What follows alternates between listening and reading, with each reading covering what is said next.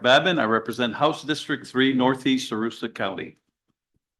Good morning, everyone. My name is Ellie Sato. I represent House District 109 in the beautiful town of Gorham. Welcome, I'm Adam Lee. I represent House District 89, which is downtown and New Auburn. Good morning, I'm Jennifer Poirier. I represent House District 70, which is Skowhegan. Good morning and welcome. My name is David Sinclair, here for the people of House District 50, the city of Bath. Good morning, everybody. I'm Dylan Pugh, House District 114, which is part of Portland. Good morning, all. I am Rachel Henderson. I represent the people of House District 78, which are the beautiful towns of Bethel, Byron, Hanover, Roxbury, Milton, and my hometown of Rumford. Hello, I'm Dave Hagan, Senate District 10. My towns are more beautiful, and I have 12 of them surrounding Bangor, but not Bangor.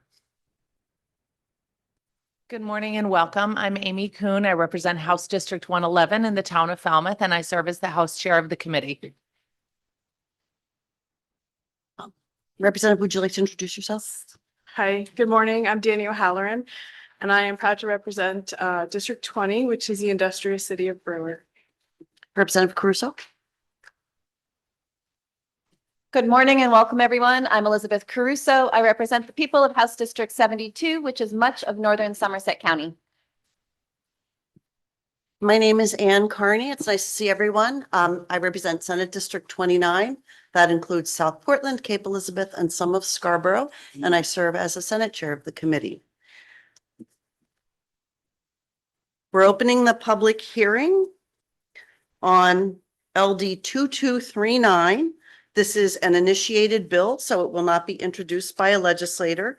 I'm going to start by reviewing the process for today, and then we will take the first member of the public who wishes to speak in support. So the length of the hearing, I would like to address that first. So unfortunately, given the press of competing demands on members to attend House and Senate sessions this week, the committee is authorized to hold a hearing during only a limited window of time this morning. Committee members are eager to hear from as many members of the public as possible during this time frame. For this reason, all members of the public who wish to testify should bring a copy of their remarks in writing and leave it with us so that it can be included in the official record of the hearing. This will ensure that even if you are not able to testify orally, your testimony will be received. And the order of testimony will go as follows. And I would just ask, excuse me, but that's an emergency exit that you're standing in front of. And so can you shift to a different location, please?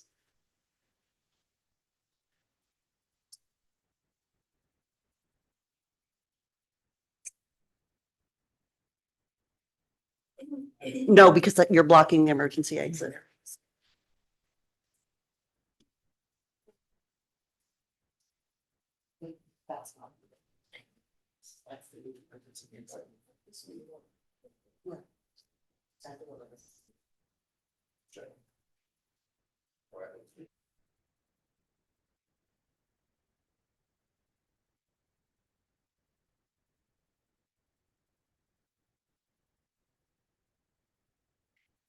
So this will be the order of testimony today.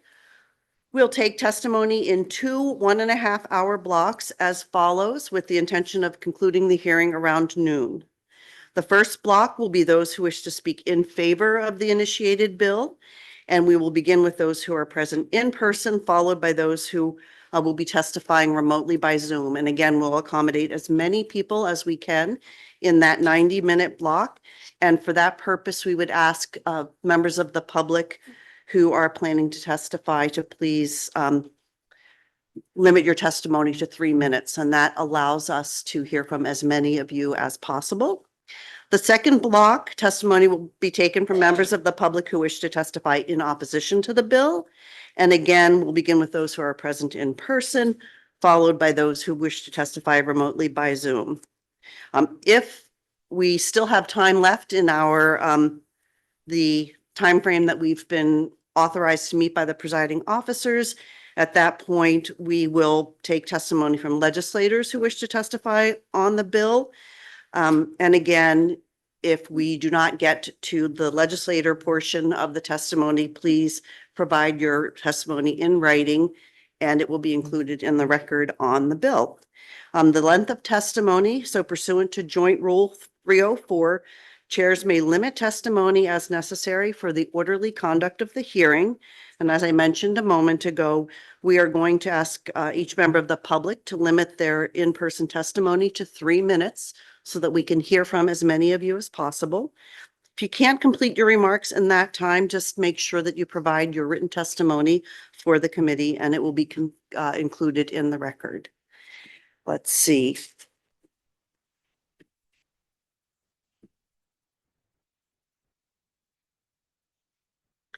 Once you've provided your testimony, we ask that you exit the committee room to make room for those members of the public who are still waiting to testify. And that is a way of just helping things run smoothly and respecting everybody's need to come in and out of the committee room when they testify. And then finally, I would just indicate that under Rule 8 of the Judiciary Committee's Rules of Procedure, persons are not permitted to hold or display signs, posters, placards, or props. And I thank you in advance for complying with that rule. And so at this point, we'll ask for we have a sign-up sheet. This is great. So I'm going to call the first several names so that people can be prepared to step up. And Representative Babin, would you do us the honor of turning on the microphone? You often do that for us. So we'll hear from Catherine Collins, Molly Curtis, Sophia Pride, Delaney Larkin, and Julia Dietrich. That's the order of the first 5 people. And so Catherine Collins, could you please step forward? And please note, everyone, that the timer is right in front of the podium. My name is Catherine Collins, and I'm from Winterport. Girls should feel safe at school, and their privacy should be respected. This statement is common sense and was not controversial until about 4 years ago. Maine has since allowed boys and girls sports, men and women's restrooms and locker rooms with terrible consequences.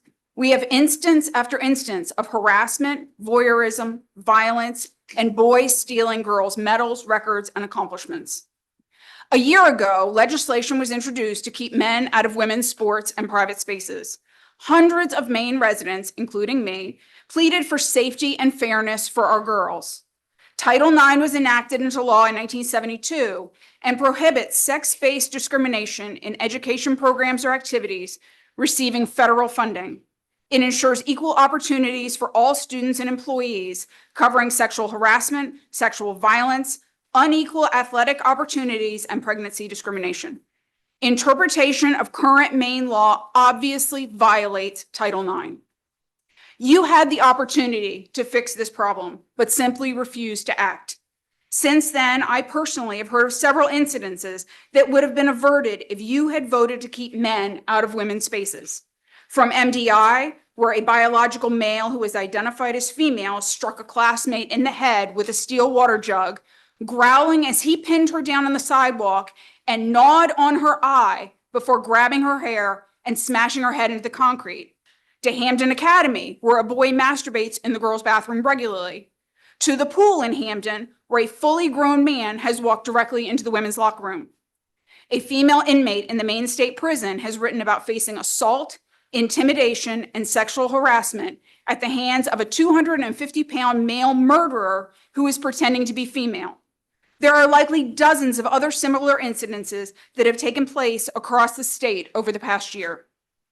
A group of concerned parents followed the Maine Constitution and gathered tens of thousands of signatures to put the question on the 2026 ballot in November, called an act to designate school sports participation and facilities by sex. Thank you for your statement. Let's see if committee members have any questions for you. I'm not finished. I know, but we want to make sure that we hear from as many members of the public as possible.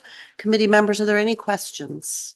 Yes, Representative Hagan. Thank you very much. Senator Hagan, excuse It's me. okay. I like that title better. I would like you to finish. I'd like to hear the rest of it. You'd like to hear the rest? The Secretary of State has transformed this simple language into a convoluted question that is designed to confuse voters. The questions should simply read, should school sports team and separated facilities be designated by biological sex? Anything else is designed to be misleading. Thank you. Thank you. Any additional questions, committee members? And just to clarify, it's a 2-minute clock, everyone. I might have misspoken earlier. You said like 6 times that it was 3. Okay. Thank you. Would the next person, Molly Curtis, please step forward? Welcome. Yes. When, I understand that you have discretion to change the time limit based on the email that we got last week, as well as basically all communication. I thought that we were at a 3-minute marker rather than a 2-minute. So I have a clarifying question, I think. Is this the only sign-up sheet? We have this for and this against. And that's all? So far, yes. So far, okay. Do we have anybody else? So Representative Henderson, thank you for raising that. I was not aware that this was the only sign-up sheet we have. And so we do have time for 3 minutes. And so we'll change that. Thank you, And Madam I Chair. really appreciate you bringing that up. Hang on 1 second. All right, you may begin. Dear Senator Carney, Representative Kuhn, and other esteemed members of the Judiciary Committee, my name is Molly Curtis. I'm from Newburgh, Maine, and I'm here to support LD 2239, an act to designate school sports participation in facilities by sex. I staunchly support this cause because I'm a former female athlete, an older sister to 3 more female athletes, and a former youth track and field coach. I am also a full-time nursing student and a part-time certified nursing assistant with a strong understanding of human biology and physiology. I am passionate about maintaining female safety, not only in sports, but also within spaces that are meant to be private and protected. Biologically speaking, male anatomy is more equipped for athletics. Men tend to have more efficient oxygen use, larger lungs, denser bones, greater muscle mass and muscle building capability, and significantly stronger upper body strength. Because of these differences, males consistently outperform females of the same age, skill level, and training. To put this into perspective, during the 2023 New England High School Track and Field Championships, the winning time in the boys' 200-meter sprint was approximately 21.67 seconds. That same year, Olympic sprinter Sha'Carri Richardson ran an official 200-meter time of 21.92 seconds, slightly slower than a high school male's time. It isn't fair to allow girls to be put at a disadvantage simply because their biology is different. Male and female bodies are not comparable in this context, and they should not be competing against each other in athletic settings. Sports should be fair, and ensuring a level playing field is the first step. Thank you for your time and consideration. Thank you for your testimony. Committee members, are there any questions? Senator Hagan. Yes, I have to applaud you, one of the greatest students I had in my almost 40 years. Kimberly Wimberly, my fuzzy-headed lovely wife, is sort of afraid to go into varying bathrooms like at Walmart and other places. How is it at the high school level? At the high school level, like going into the restroom, there were boys in there. I'd walk out from the stall and there'd be a boy in the stall next to me that I didn't know he was in there. But it also happened like vice versa. There would be a trans student who said that they were a male when they were female who would like try to peek over the urinal stalls at the boys. And we actually had a forum in school my junior or sophomore year because of this. Any other questions, committee members? Yes, Representative Crusoe. Madam Chair, thank you for speaking. You did a great job. Thank you. I'm not in the school, so I don't know, but it seems like it's more prevalent. Last year, we were hearing that it was just a couple of students or it wasn't, some people say it wasn't really happening. You're saying that it's common? It's very common. People just don't talk about it because they're afraid of getting in trouble. You said you're an older sister to 3 more female athletes. Is it happening to them in their grade? Yes, Catherine mentioned a male student masturbating in the female locker room in Hamden, and my sisters have witnessed that. She's She's a freshman in high school and she's seen that. What do they do? The girls? The girls about it, they don't say anything because they're scared to talk about it. They don't want to cause problems. They're all very good kids. They don't want to make issues in school. Thank you.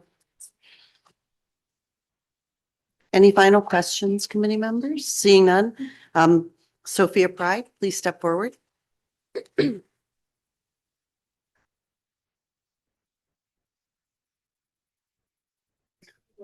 Dear Senator Carney, Representative Kuhn, and esteemed members of the Judiciary Committee, my name is Sophia Pride, and I'm from Falmouth, Maine. I am here today to speak in support of LD 2239, an act to designate school sports participation and facilities by sex. There are many ways I describe myself. I'm a freshman at the University of Maine, a caring friend, a proud older sister, and someone who's always willing to learn and grow. When I think about my past, I'm especially proud of my time as a swimmer. I competed in both school and club swimming, and I cared so much about the sport that I built my schedule around it, training, weightlifting, and even helping coach younger swimmers. Because of that experience, I know how much sports matter. They are not just about winning, they are about discipline, confidence, teamwork, and personal growth. That being said, one category I cannot clearly distinguish under the Maine Human Rights Act are my rights as a female and, moreover, a female athlete. In Maine, decisions about access to sports and facilities are not always based on biological sex, and that creates uncertainty and concern for many female athletes. Some may say this distinction does not create real issues, but from my perspective, it does. During high school, I had to share a bathroom with a biological male for nearly a year. I have friends who have had similar experiences in locker rooms. I also know of a team that lost a state championship after points were earned by an athlete who is biologically male. These experiences affect how safe, fair, and respected students feel in their own environments. For many female athletes, sports are one of the few spaces where fairness and equal opportunity are clearly defined. When those standards become unclear, it can impact confidence, participation, and the integrity of competition. I understand this is a complex and sensitive issue, and I believe it is important to approach it with respect for all individuals. At the same time, it is equally important to ensure that policies are clear, fair, and consistent for everyone involved. For these reasons, I respectfully urge you to support LD 2239. Thank you for your time and consideration. Thank you for your testimony. Are there questions, committee members? Not seeing any. Thank you. Delaney Larkin.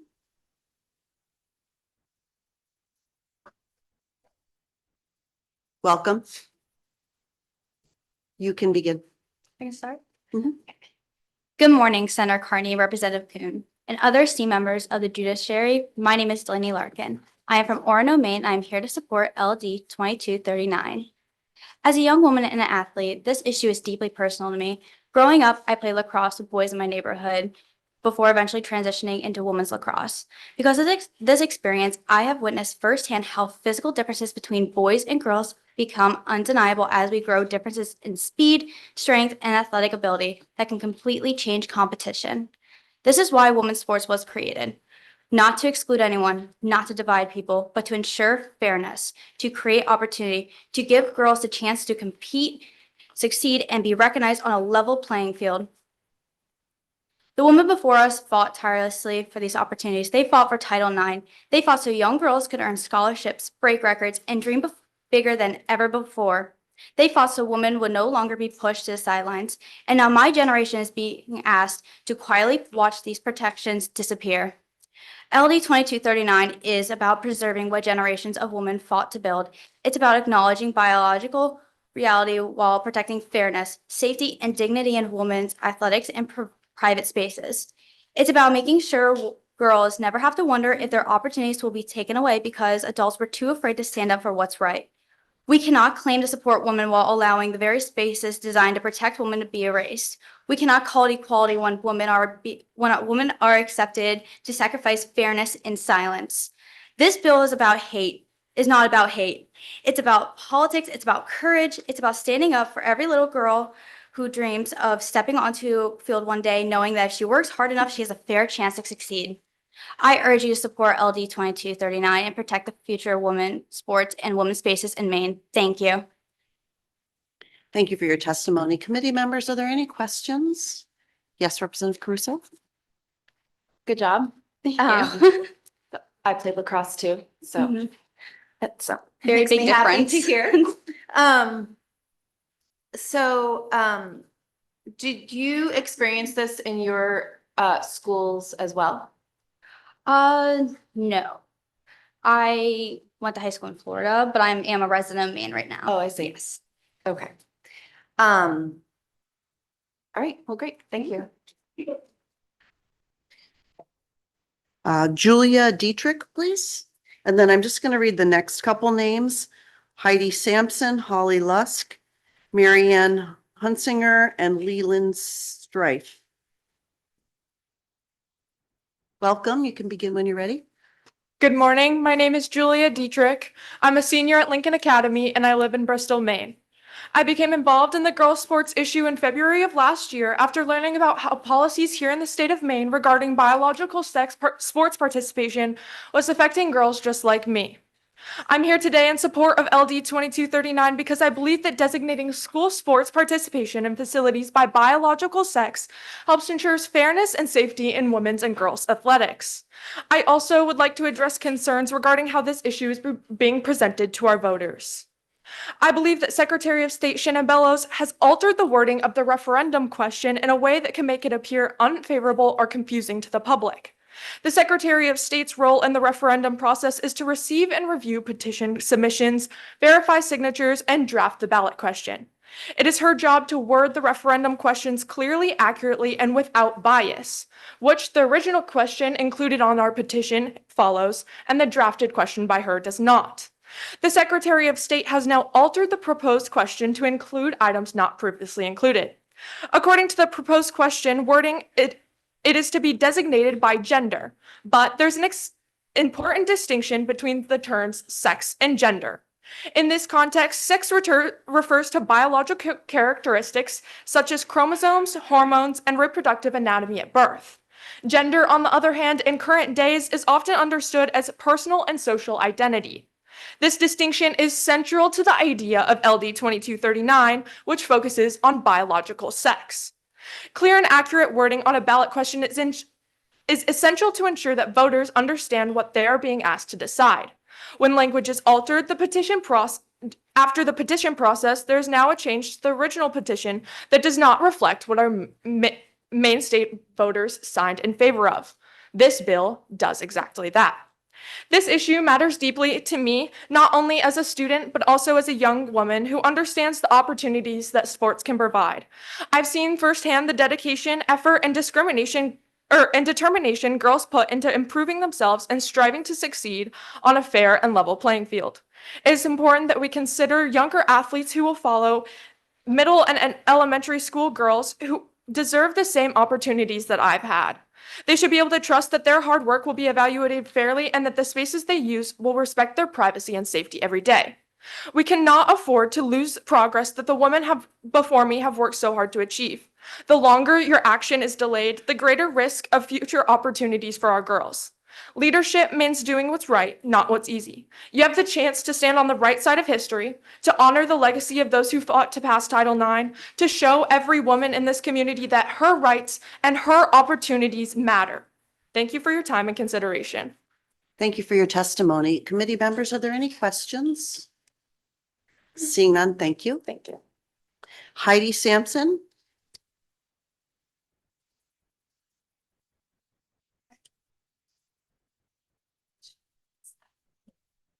Morning, everybody.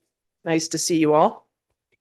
Good morning. Senator Carney, Representative Kuhn, and the members of the Judiciary Committee. I am Heidi Sampson, former state rep from Alfred, and I'm the co-lead petitioner for Protect Girls Sports in Maine Ballot Committee, and I'm also the executive director of the Maine Education Initiative. I appreciate the opportunity to speak to you today in support of this important legislation, LD 2239. At its core, this bill is about something simple, reasonable, and deeply rooted in both law and common sense: fairness, safety, and equal opportunity for all students. For more than 50 years, federal law, specifically Title IX of the Education Amendments of 1972, has recognized that biological differences between males and females matter in athletics. That recognition is not discrimination. It is the very foundation of equal opportunity for girls and women. This bill reinforces that principle. By ensuring that teams designated for girls are reserved for biological females, we are protecting the integrity of women's sports, sports that generations fought hard for to establish. Without these protections, we risk erasing the very opportunities Title IX was designed to create. The legislation also addresses privacy, another fundamental right. Requiring separate locker rooms, restrooms, and private facilities based on sex is not radical. It is how schools have responsibly operated for decades. These spaces exist for dignity, modesty, and safety, especially for young students navigating vulnerable and formative years. Importantly, this bill does not ignore or exclude anyone. It explicitly provides protections and accommodations for individuals with medically verifiable differences in sex development, consistent with the Americans with Disability Act of 1990. It also ensures alignment with the Maine Human Rights Act, clarifying that reasonable sex-based distinctions in athletics and private spaces are lawful and appropriate. This is a balanced, thoughtful approach. It respects the rights of all students while preserving fairness in competition, safety in physical spaces, and clarity in the law. It also provides a clear enforcement mechanism, ensuring that students who are harmed have a path to seek justice. And just as importantly, it allows times for schools to implement these policies responsibly with the effective date of January 1, 2027. This is not about politics. It is about protecting opportunities for girls, maintaining safe environments for all students, and ensuring Maine's law remains clear, consistent, and fair. So I urge you to support this bill, and I thank you for your consideration.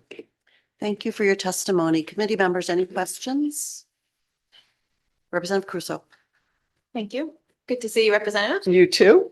So you're familiar with politics, obviously. A wee bit.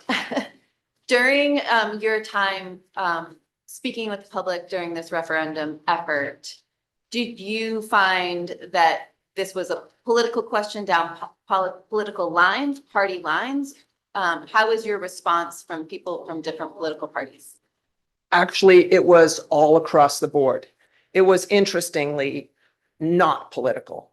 And people were coming and signing petitions and proudly proclaiming what party they were part of, and not necessarily my party. And so I thank them. And we had petition gatherers that were across the political spectrum too. Can I follow up? You may. And what about regionally? You're from. I'm from more the down southern part of the Maine. state. So was it different down south versus in other parts of the state? Well, I think up north it was more. Let me just say, in the south, I can speak to that. Obviously, we are much more blue. And I had an awful lot of people coming and traveling distance just to come and sign that were not Republicans. Thank you. Thanks. Additional questions, committee members? Senator Hagan? Thank you very much. Excuse me. You're part of the Maine Education Initiative, so you've been looking at ways to answer the dropping scores of students in the state of Maine for a number of years. So how do you delineate with this particular issue, sex versus gender? Well, sex is a biological construct. It is based in science. This XX, XY is trust Excuse the me, science. props are not allowed. Sorry, it just happens to be on my shirt. And so XXXY is at the cellular level. That is unchangeable. And gender is a social construct. It's fluid and is definitely not an unchangeable issue. So sex is the final scientific data-based diagnosis or category, I should say. Yep. Additional questions, committee members? Representative Henderson? Thank you, Madam Chair, and good morning, Honorable Heidi Sampson. In the past, when we've had this discussion, there has been some concerns that by implementing this type of a policy, that it would demand and require some invasive physical inspections of minors' bodies. Can you speak to that and how this initiative addresses that? Well, if you read the bill, the language of the bill, it talks about the birth certificate and what's on the birth certificate at birth. What is a child at birth? So there's no, and that needs to be handed into the schools. So that is not, there's no invasive. That's silly. It's just silly. Thank you. Representative O'Halloran? Hi, thank you. I just have a simple question. Do you believe that you can respect identity and still acknowledge biology? Can you respect, you can respect all people, absolutely. There's no disrespect, but we're drawing a line based in science. What is male? What is female? Now, if there are individuals who identify as something other than their biological sex, they can also participate in sports. No one is being deprived of this. And we have had forever co-ed category of sports and interscholastics. Thanks. Additional questions, Committee Representative Cruz? Thank you, Madam Chair. So you were on the Education Committee for a long time. You understand budgets and what schools go through. I have heard that a viewpoint that, you know, the schools, this would be an undue burden in terms of cost. How would schools create another co-ed or mixed team? Do you have any information? Can you speak to that at all? We don't have to change anything. We've been doing this. What they have been doing is costing money because they're realigning everything. That is costing money. To just go back to what we've done for decades and decades isn't going to cost any more money.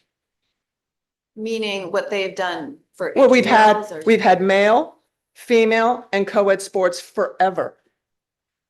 So it's, I don't know, maybe people have amnesia, but it's simply going back a few years. And that doesn't cost more money. That actually will save us money. Thank you.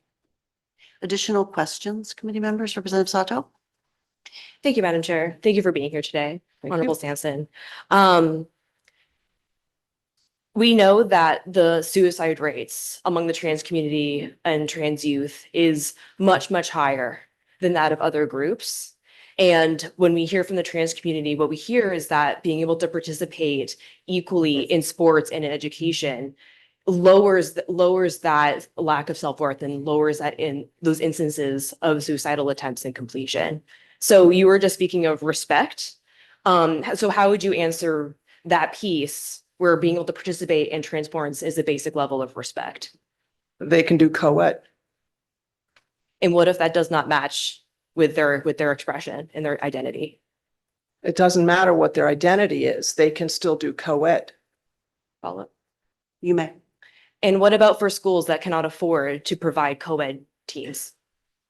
Schools that don't have money to afford sex-based athletics typically do co-ed. That's just reality. Additional questions, committee members?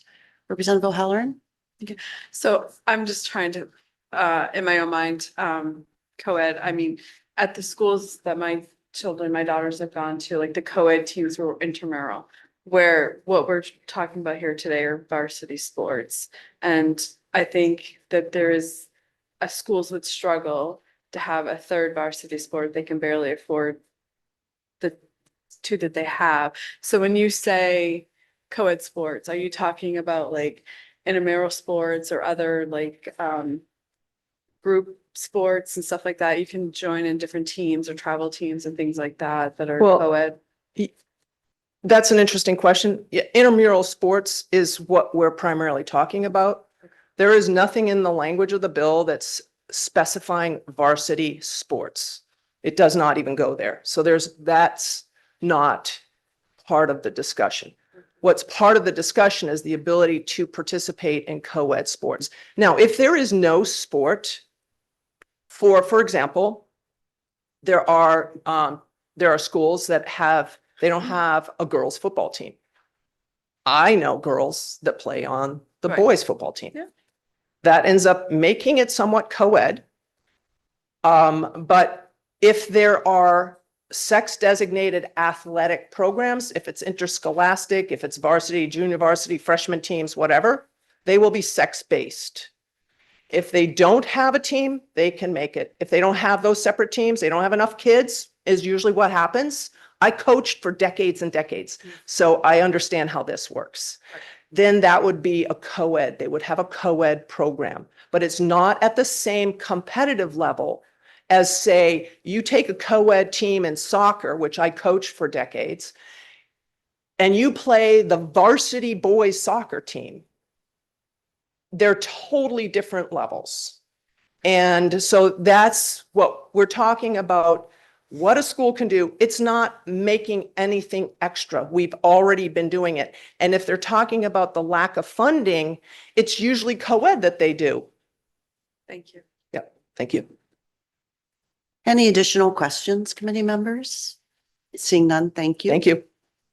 Next person is Holly Lusk, and I would just ask those who are in the committee room, if you can, I don't know if we still have our signs up, but we ask that members of the public stay behind the horseshoe. It's a functionality as well as a decorum and safety issue for committee members.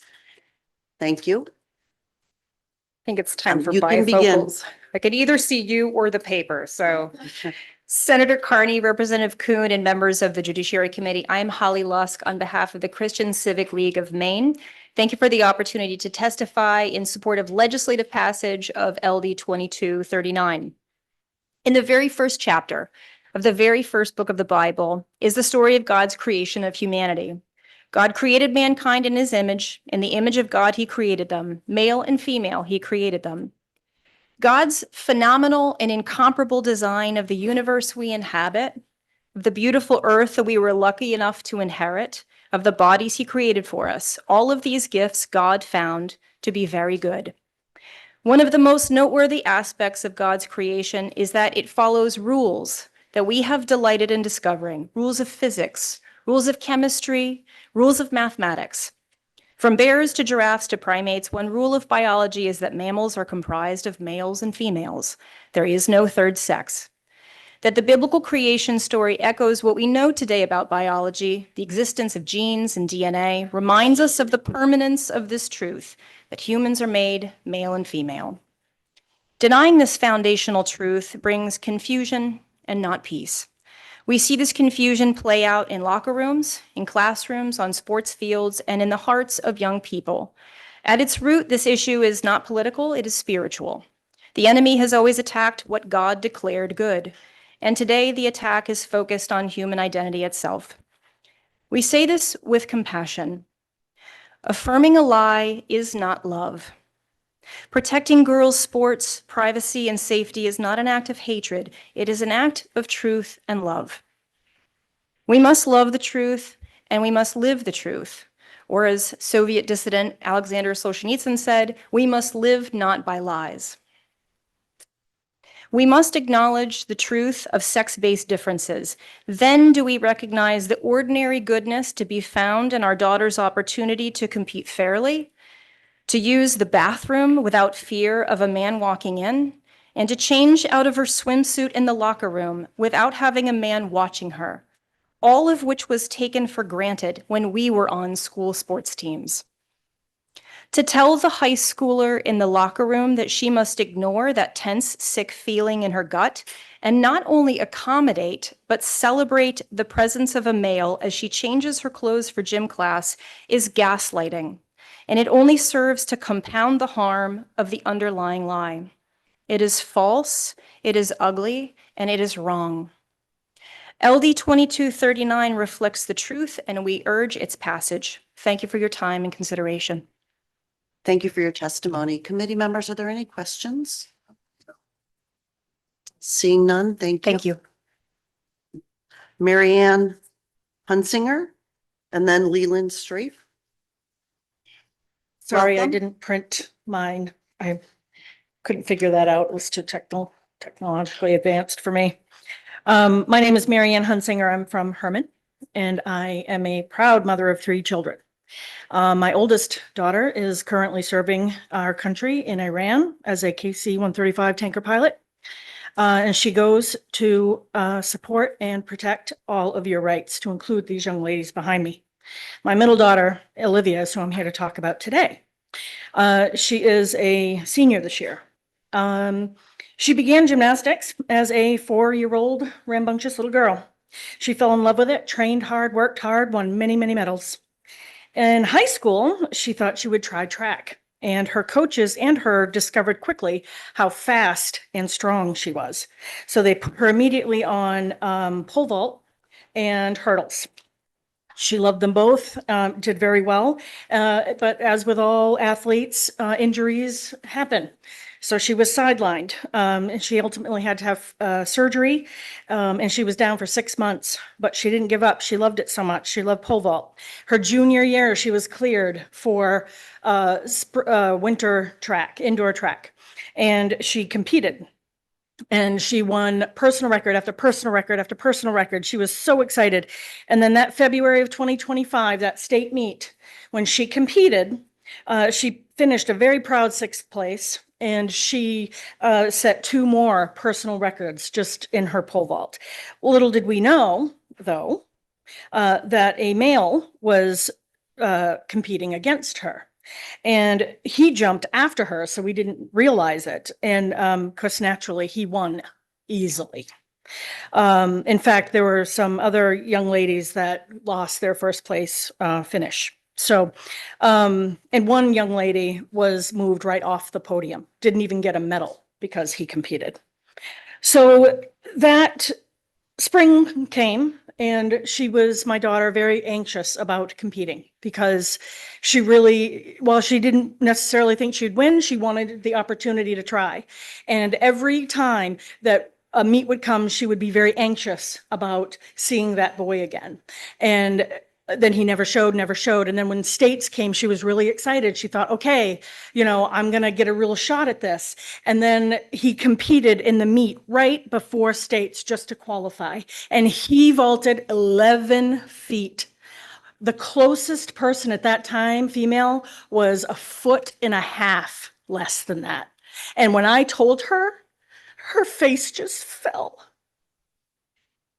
And as a mother, it was really hard to watch her feel so rejected and lost. So what I am asking all of you to do is to remember Olivia, remember the courage of the girls that stood up here to tell you how it feels, and vote to pass this. And if you don't, look Olivia in the eye and tell her why you won't, why she's not worth, and her mental health isn't worth protecting. Thank you for your testimony. Let's see if there are committee questions for you. Are there questions, committee members? Seeing none, thank you. Next, we'll hear from Leland Strife, I'm not sure. And then I'm going to call out the next several names as well. Ava Lewis, Alan Cornwall, Robert Wessels, Laura Morris. Welcome. Hello, I'm Leyland Strife. I'm the principal officer of the Protect Girls Sports in Maine Ballot Committee and leader of the Maine Girl Dads, a coalition of fathers from across the political spectrum fighting to protect our daughters' rights. I want to thank this committee for taking the time to hear from the public on LD 2239. Today is historic. Today isn't about what so many call a culture war. Today is about restoring and protecting the sex-based civil rights of all Maine's children and ultimately ending the regressive sexist discrimination that is taking place today in our schools. Our bill, wonderfully titled by the Secretary of State herself as, quote, an act to designate school sports participation and facilities by sex, does exactly that. First, our bill ensures that all competitive sports are designated by sex, male, female, and co-ed. Second, our bill ensures that all private spaces, bathrooms, locker rooms, and showers are designated by sex. And lastly, so there is no confusion, our bill importantly defines sex as one's, quote, biological status as male or female as recorded at birth. This definition of sex is aligned to every major medical organization, including the American Medical Association and the World Professional Association for Transgender Health. The crux of our cause is this: sex and gender are not the same thing, definitionally, scientifically, and legally. Sex is real, sex matters, and sex is a protected class by both federal law and state law. Even the Secretary herself noted that our bill is in unison with the Maine Human Rights Act, writing into our petition summary, quote, "The Maine Human Rights Act may not be construed to conflict with the provisions of the initiated bill." We agree. If a female wants a female-only space or sports opportunity, she is owed that by law, period. Same with males. Anything else is discriminatory, illegal, and regressive. Inclusivity does not and cannot require discrimination solely on the basis of one's sex. Yet shockingly, this denial of sex-based civil rights happens every day in Maine schools as males compete in female sports and many more use female bathrooms or locker rooms. Our bill solves this issue and restores the sex-based rights of all children in Maine. Our bill is inclusive, fair, and safe. Everybody plays, nobody is banned. Sports and private spaces are simply designated by the innate, immutable trait and protected class that every human shares, our sex. This is not a new concept nor a new right. This is a reclamation of the sex-based civil rights of our state's most vulnerable population, our children. Rights that have existed for over 50 years and today should be no different. Committee, you have an opportunity to enact the bill today. I urge you to be heroes, to stand up for truth, to be brave, to lead, to do what we parents are called to do every single day. Show our kids that we're willing to do the right thing, especially when it's hard, because our example will shape them and shape their world. The 8,000 Maine girl dads are in your corner. The 82,000 signers of our petition are in your corner, and polls show almost 70% of Maine is in your corner too. So stand with us and we'll be standing with you. Thank you and God bless. Thank you for your testimony. And before I call on committee members to ask questions, I would just ask the people who are blocking the exits, if you cannot stand in front of the doors, just makes it hard for others to come in and out of the committee. Thank you. Committee members, are there any questions? Senator Hagan. Thank you very much again. So clearly you are delineating sex from gender, and this has become a very political thing. Can you describe the what you're seeing as the mood of the state of Maine and in support or opposition to what you're doing? As it relates to sex versus gender? Yeah, and Yeah. everything else. I think there's been a confusion and conflation of two terms that are legally, scientifically, and definitionally different. Even the Maine Human Rights Act lays out gender identity and sex as two separate things. The state recognizes it as two separate things. So does federal law. We must continue to recognize it legally as two different things. I think the thing that often comes up with this, beyond the sort of confusion and the overall switching of those terms, especially in media, is that when we pull them apart, the reality is when it comes to sex, our position is that does not require discrimination of one's gender identity. Sex is big enough for everybody. We have the progressive position that there's no right or wrong way to be a male or female. Look, dress, identify any way that you want. There's nothing wrong with that. We have to leave behind stereotypical norms and understand the fact that a male or female can present any way and identify any way, and that is a progressive point of view for us to have as a state, and one that ensures there is no discrimination, and we continue to uphold the civil rights of our children on the basis of their sex. Are there additional questions, committee members? Yes, Representative Caruso. Thank you. Thank you for being here. So, you, in your time throughout the state working on the referendum and, I'm sure you traveled everywhere, I'm assuming, did you find that there are some people that, number one, think that this is a manufactured issue, that it's not really happening, and that it's just in, that the feeling behind this bill is only carried in certain political arenas or regions. Was that your understanding? That's my understanding of how the media talks about this for sure. And there are certain people out there, not only on media, but of course, people that I would meet that would talk about that. And I think the reality is from the testimony that you're hearing, this is happening. This isn't a manufactured issue.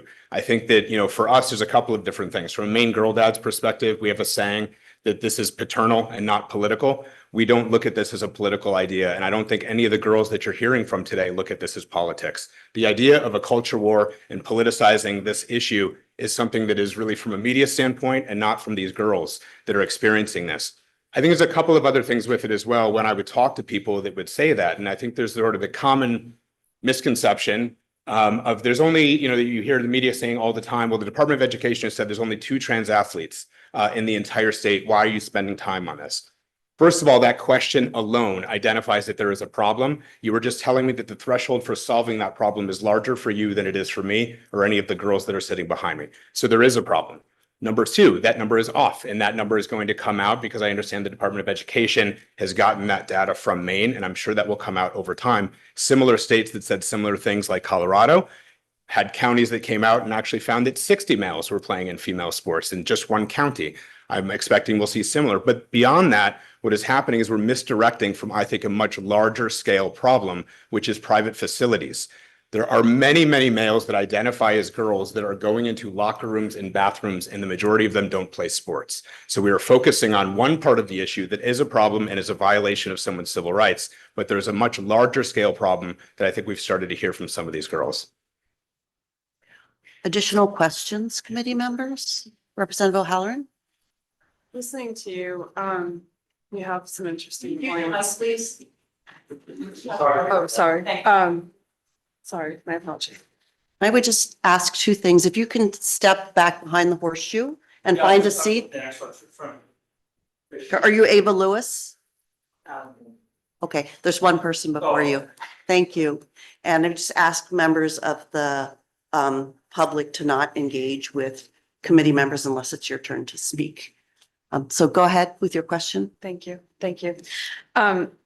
Listening to you speak has made me think about a couple things.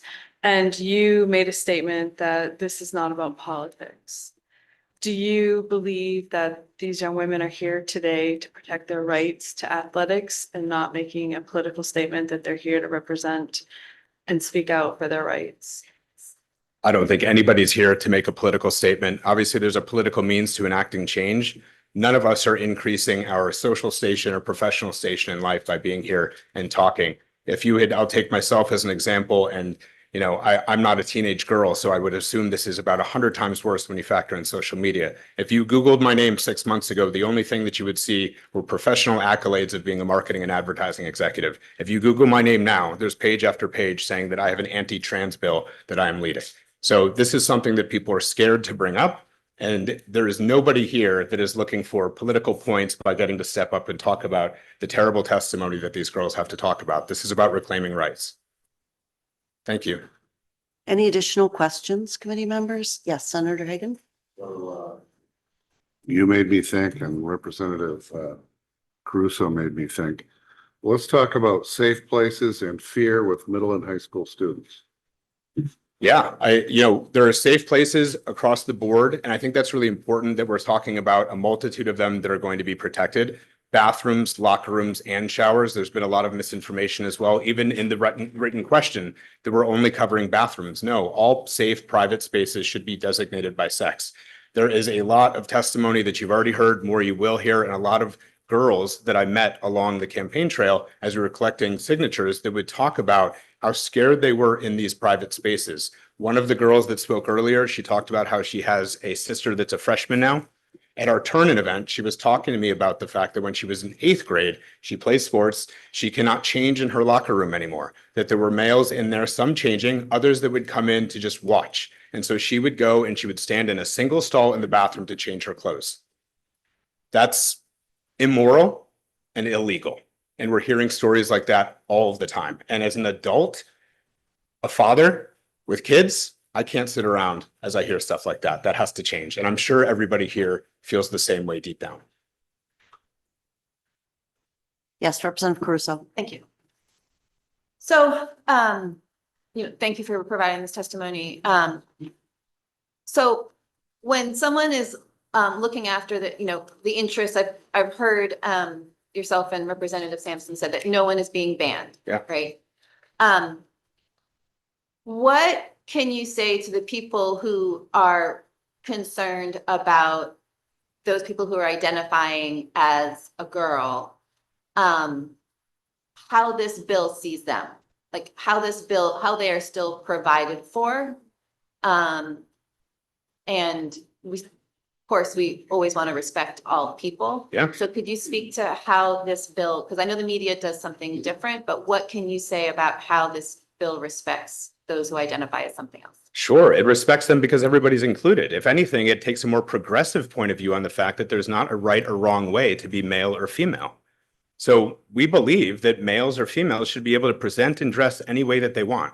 Why would we say because a male that wants to wear a dress or have long hair or identify differently now no longer fits into the male category and they have to be something else? If they want to identify as something else, fantastic. And no one should ever discriminate against that person or make them feel differently about themselves. That is fantastic. Every human is amazing just the way that they are.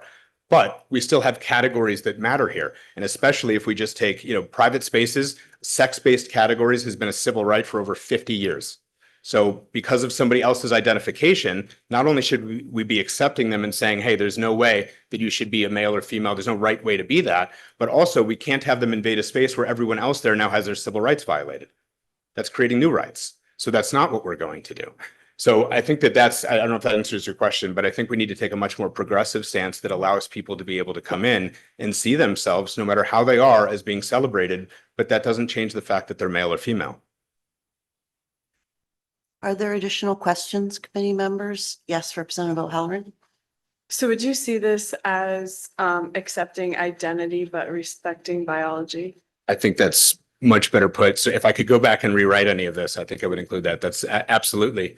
We have to respect somebody's identity. People identify in all different ways. From a gender perspective, a religious perspective, these are all protected classes for a reason, but we cannot include one's gender identity at the expense of discriminating solely on the basis of everyone else's sex. That's against the law. Thank you. Other questions? Yes, Representative Sato. Thank you, Madam Chair. So how would you respond to the folks who would feel impacted by this legislation as not actually being respected, but actually feeling disrespected and feeling like their civil rights are being violated? Which civil rights specifically is being violated? Basically the right to not be discriminated on the basis of gender identity. Specifically, how are they being discriminated against? By using bathrooms, for example, that are designated by sex? By using bathrooms where they have the ability to use the bathroom that matches their gender identity. So does the Maine Human Rights Act say that they can use any bathroom that they want? I would just ask that you answer Representative Sato's I'm question. trying to It sounds understand, like I'm trying to you're understand asking her question. because I'm trying to understand the question. If I don't know what civil right is being violated, I'm not really sure how I would answer that. Would you like to clarify your question, Representative? Yes, thank you. Thank you. I'm asking about the protected class of gender identity, in that this bill looks like it would actually make discrimination on the basis of gender identity legal. No. So the Secretary of State actually writes the exact opposite of that into the summary of the petition. So that I read this and I can read it again, but she actually says the opposite. So she says that the Maine Human Rights Act may not be construed to conflict with the provisions of the initiated bill. So the Secretary of State disagrees with that question. May I respond? Yes. So, under the rules or the laws that, govern citizens initiative, it is the Secretary of State's job to interpret what has been provided to her by the petition and then to see for. So I think it'd be out of order to actually impugn her opinion on this legislation. And so I'll just start with that. But what I'll say is gender identity is an immutable characteristic that is protected under the Human Rights Act. And so in the situation that was raised by the Representative Crusoe about a situation of a person who identifies as female or who's a girl but now is required to go into a boy's bathroom because of the designation by sex, what if that person is expressing female identity? How about that person feeling unsafe using a boys' bathroom that does not match their gender identity. Yeah, so I think that the point there is, how does everybody else feel as well? So the majority cannot feel unsafe and have their civil rights violated, which is exactly what would be happening. So we're picking and choosing which civil rights we're respecting? No, that's not for me to pick or choose. I think that that's for, as you said, the Secretary of State and the courts to choose. There is a civil right that exists right now that one cannot be discriminated against on the basis solely of their sex, which is happening right now. So, and you're using two different terms. So you're talking about sex and you're talking about gender, which we've established are two different things.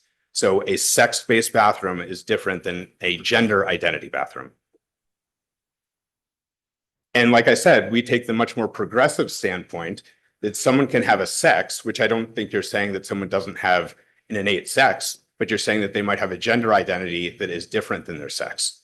Why would we then say, well, you have to be in a different category, as opposed to saying there's no right or wrong way to be male or female, and you can identify however you want? That's not discrimination. I'll leave it at that. Right. Any additional questions, committee members? Seeing none, thank you. Thank you. We are at a little bit after 10 o'clock, so that means we have approximately 36 minutes because we started a little bit after 9 for those who wish to speak for. And according to the sign-up sheet and those who are online, if we reduce the time to 2 minutes, we can fit everybody in. I just want to see a show of hands. Is there anyone in the committee room who did not sign up who wishes to speak as well? Who did not sign up to speak in support of the initiated bill? Okay, great. So we are going to change to 2 minutes because we really do want to fit in everyone who showed up and wished to provide testimony. So Ava Lewis, Alan Cornwall, Robert Wessels, and Laura Morris are the next group. Welcome.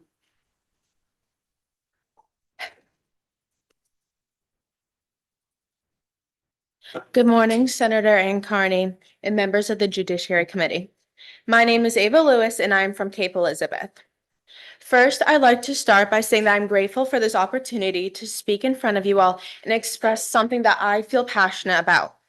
I believe that males should not be allowed to perform in female sports nor be allowed in female designated areas. As an athlete myself, I have seen firsthand what it looks like to lose to a male in my sport. This past fall, my soccer team lost to 2 teams that had a male on their team. It was very clear that the boys were outrunning, outperforming all of us on my team. Also, the physicality of the boys was very different. You could tell the difference between a boy shoving you and a girl shoving you hard. There's no debate that males tend to be naturally stronger than females. That's just how the bodies were made, how God designed them. Now, with that being said, put that into sports. It is just not fair. My sophomore year, last year, was the first time I saw a male in a bathroom. I was on my grade retreat at a rock climbing gym when I went into the bathroom to wash my hands. In there, I saw an older man, probably around the age 60, in nothing but his underwear. Now, the bathroom was labeled gender neutral, but as a 15-year-old girl, how do you think my reaction would be? Me being me, I screamed and ran out. But that is not the point. The point is that I should never have had to gone through that experience. Now, I know I'm not the only girl that has gone through this. No girl or woman should go through something like this and see someone of the opposite gender, the opposite sex in their bathroom. That goes for saying females aren't allowed in male bathrooms. With all that being said, thank you for your time. And I pray to God, and I really hope that you all think about what these girls here are saying, including myself, and think about what is morally right and support LD 2239. Thank you. Thank you for your testimony. Questions, committee members? Not seeing any. Thank you. Alan Cornwall.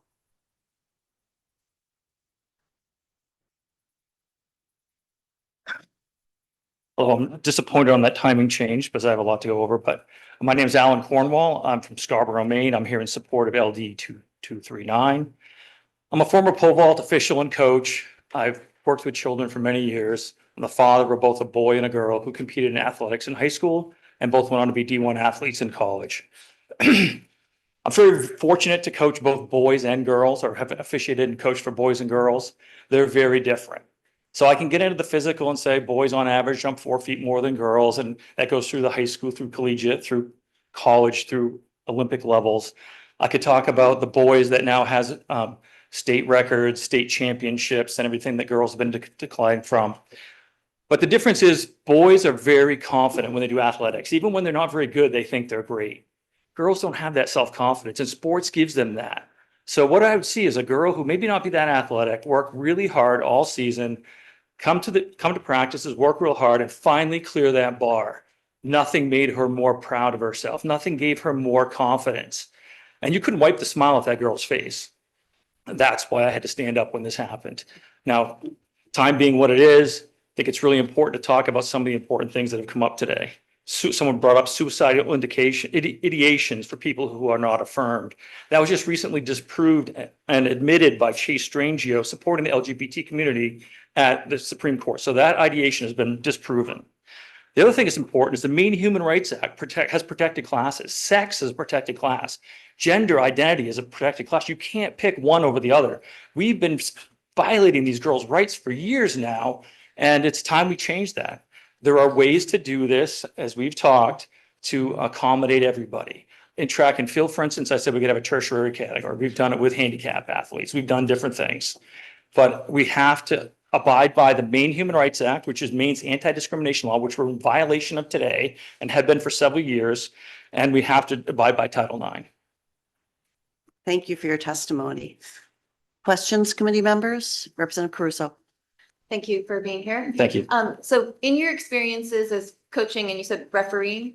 Officiating. Officiating. And yes, yes. So this bill provides for male, female, or co-ed. Do you see any difficulty, anything preventing a third competition class for the co-ed team? Definitely not in track and field. We had a wheelchair athlete that competed on their own. People will say, well, it's only one person. Well, that one person got to compete against their personal best. In track and field, one of the nice things is you can be the worst athlete on the team. And if you get a personal best, when they're on the bus going home, the coach will say, you know, today Alan got a PR. And I could be the slowest person in the whole race, and the whole team is going to cheer you on. It's a sport that helps everybody, not just the super elite. What I saw up close and personal was these girls were devastated. They were crying. They were looking for excuses not to compete. So, you know, adding that boy to the mix, and the boy still communicated with the boys. He didn't hang out with the girls. It was a different environment.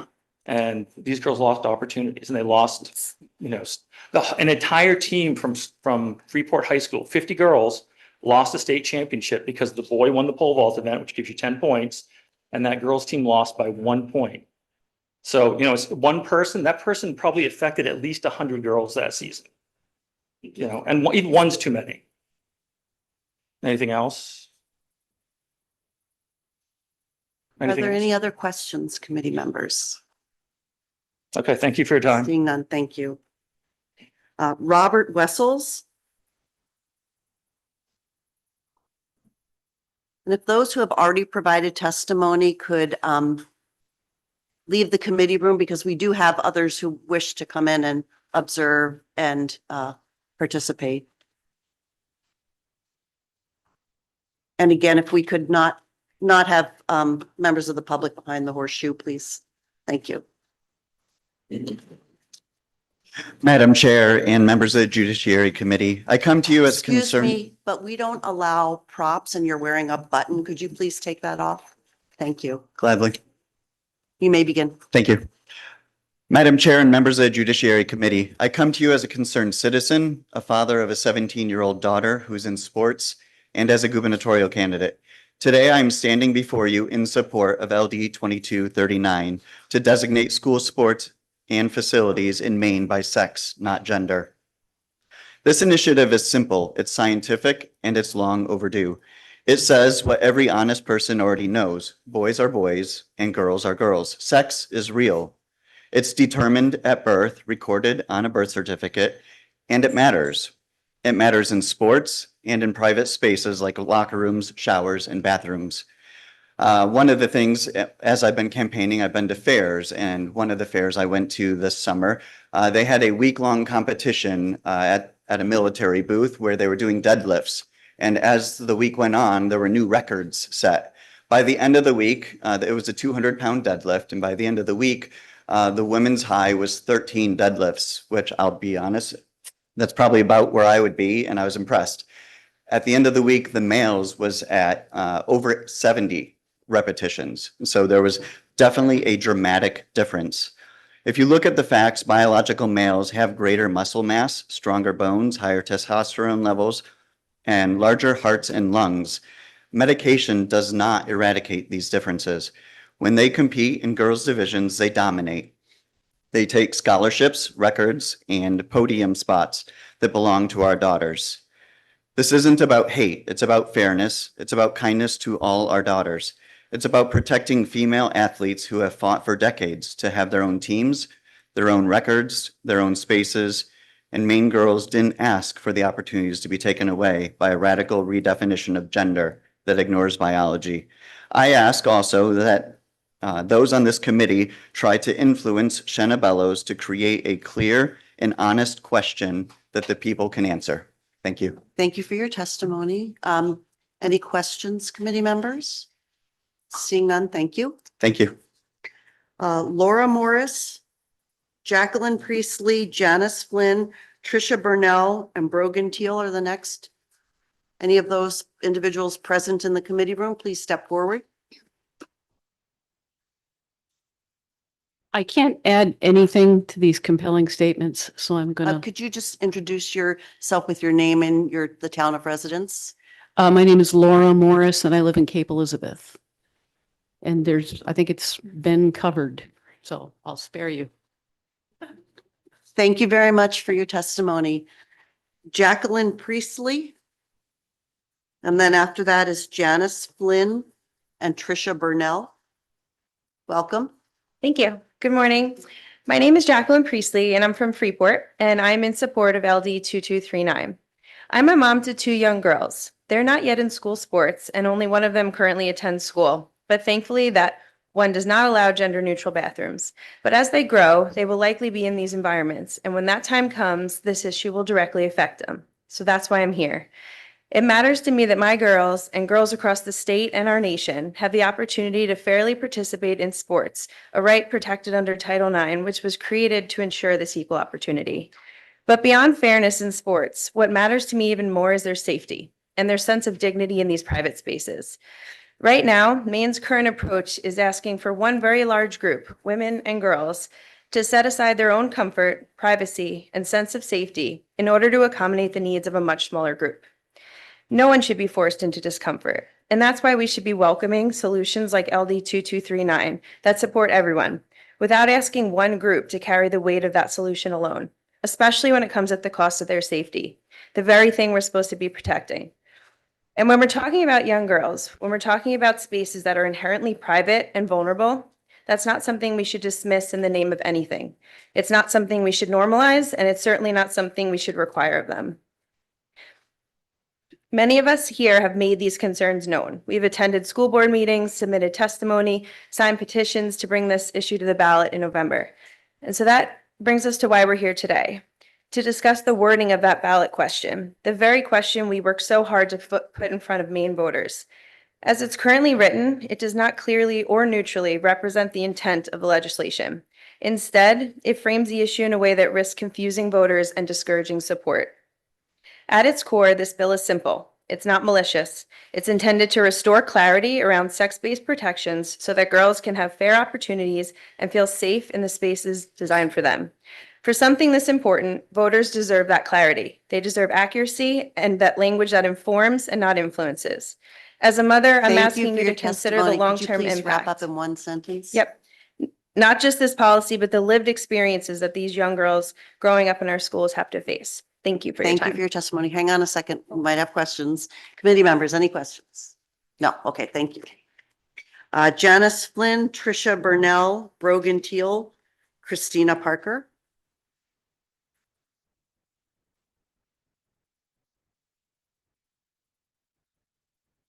And I just have an announcement. I did not realize that there was a second sign-up sheet for those who wish to speak in favor. And so as indicated in the notice, we will prioritize those people who are here in person in the committee room and continue to call on those in person. If we do not reach you, please feel free to stay in the event that there's time at the end of the hearing for more testimony. And same to those who are participating online. If you want to stay online until approximately noon, then we'll know whether there's additional time. Thank you. You may proceed. Thank you very much. Good morning, and thank you, members of the Judiciary Committee, for allowing me to speak in support of LD 2239, an act to designate school sports participation in facilities by sex. I came here today as a grandparent. I don't know, did I say my name was Janice Flynn from Freeport? I'm supposed to say that first. I'm a grandparent, a children's advocate, and someone who believes in fairness for all students. This bill is essential in ensuring that young women have access to athletic competition without facing unfair advantages, particularly in light of the scientific realities of the physiological differences between men and women. It's crucial to acknowledge that allowing members of the opposite sex in girls' bathrooms, locker rooms, and other private spaces not only invades their privacy, but also puts their safety at risk. By supporting LD 2239, we are championing common sense and advocating for the protection and well-being of our young women. Please let's stand together to support fairness, safety, and equality in women's sports. And thank you for considering this issue. Not on the paper, I would like to say, after listening to everyone speaking today and try to keep to the 2 minutes, I taught anti-abuse, anti-abduction, self-protection skills to children, women, and differently abled people for 35 years. And this fight between sex and gender has completely set that movement back 50 years. It takes days, weeks, months, sometimes years to teach children and women how to set a very clear boundary about what's okay, about how close someone can be, how to establish clear rules around what's okay for them. And to say the words takes sometimes weeks and years of practice just to say no, just to say, I don't like that. You have ripped that from women and children by mixing spaces. That's the first level of safety for all children and women. Isolation of spaces by sex. Thank you. Thank you. Let's see if there are any questions. Committee members, are there any questions? Not seeing any. Thank you. Tricia Burnell. And then Brogan Teal and Christina Parker.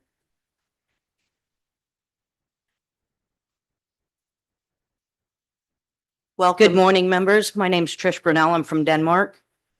I want you to picture a freshman, female track athlete, busting her hump her freshman year.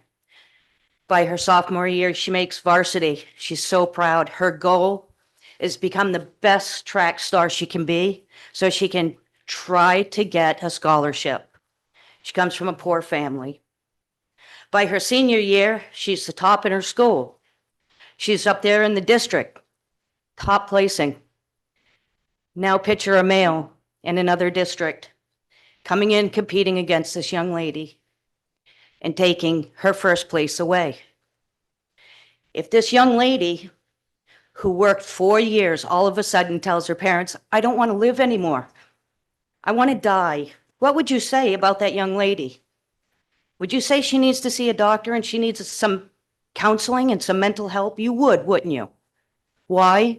Because we don't kill ourselves for things that are silly and can change. That's a permanent thing. Now take her competition, that boy who's calling himself a girl who took first place. He gets offered a scholarship, her scholarship. He goes to college for free. Maybe he can afford it, maybe he can't. He gets through college on his feelings of being a girl. He feels like it. He gets out of college, free education. Thank you very much, taxpayers. And now he doesn't feel like a girl anymore. That is where we're at. Our feelings don't trump actual biology. By saying you're something and getting what you want, and then using the excuse, you will kill yourself, which, by the way, those studies are actually false, and I have just as many studies that debate that and say just the opposite. So to say a transgender person will kill themselves if they don't get their way is ridiculous, and we need to concentrate on getting that child or young adult some help rather than telling them that they Thank you can for be your what they want. testimony. Committee members, are there any questions? Not seeing, did you have a question? Okay, thank you. There are no questions. Thank you. Believe this is a roll call, and I don't know if we went over what the protocol for that would be. Representative Kuhn? I believe this is quorum call, so you can stay put, and if you vote later in the day, you'll be registered as present. Thank you, Madam Chair. Brogan Teal, and then Christina Parker, and then Hannah Legere, Paul Mills, William Austin.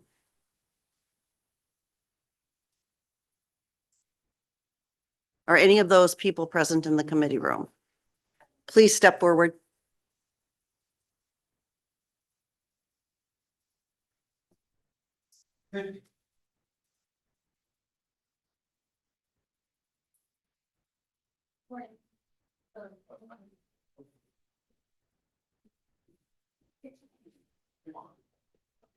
Thank you. Welcome. Thank you. Senator Carney, Representative Kuhn, and distinguished members of the Judiciary Committee. My name is Christina Parker, and I live in Waterville, Maine. I'm also a co-petitioner for this referendum. As a society, we have come to reject things like racism and sexism.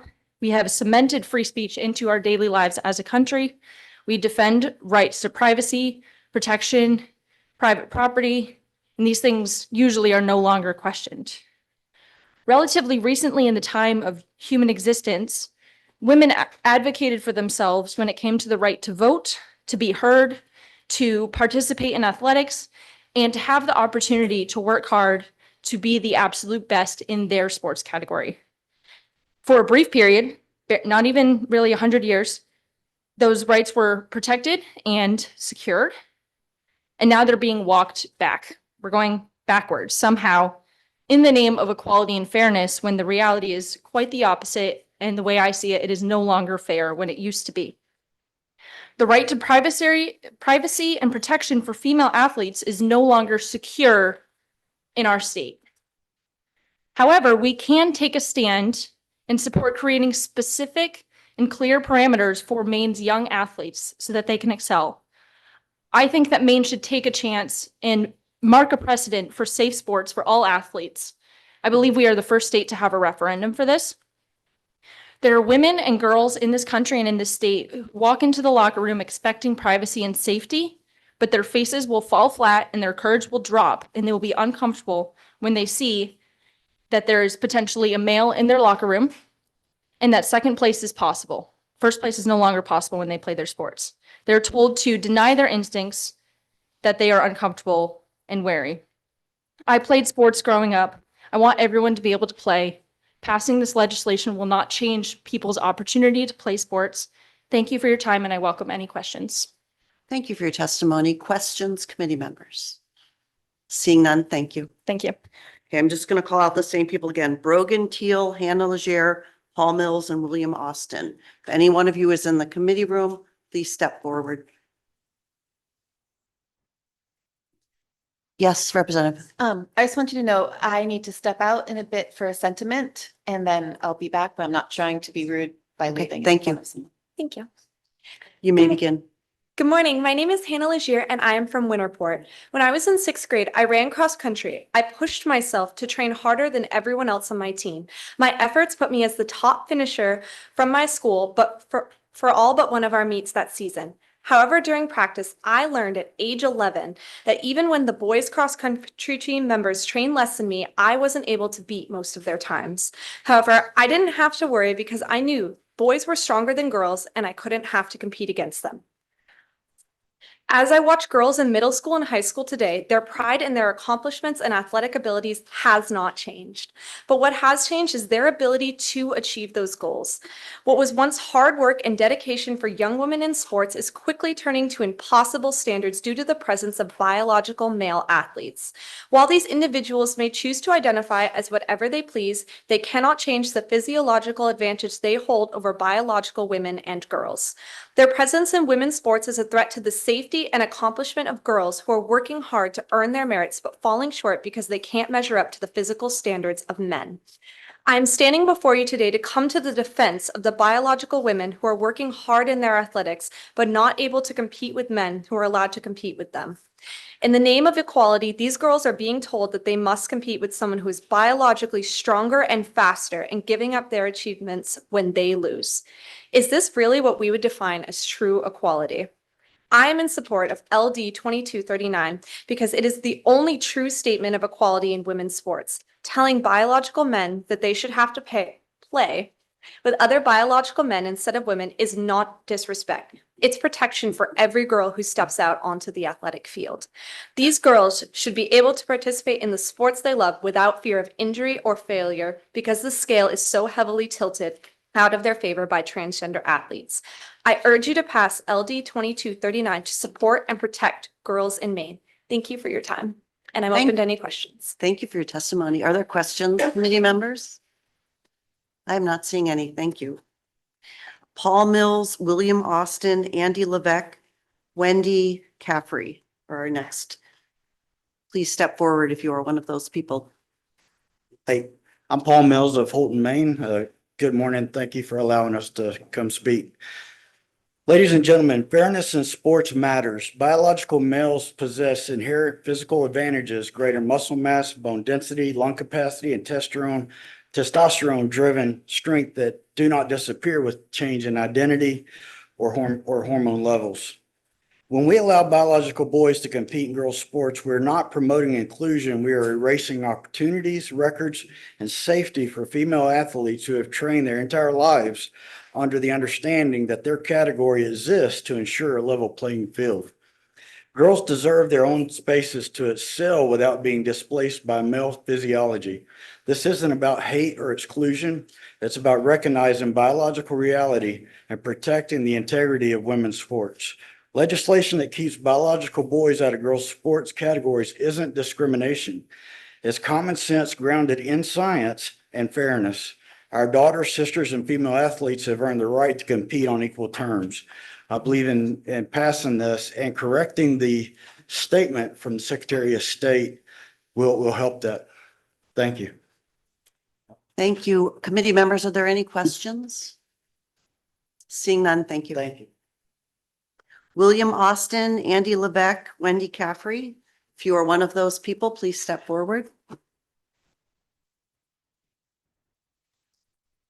My name is William Austin, and I'm from South Paris. Members of the Judiciary Committee, today I stand before you not only as a concerned citizen, but more importantly, as someone who is unwilling to stay silent while justice for these female athletes is stripped away.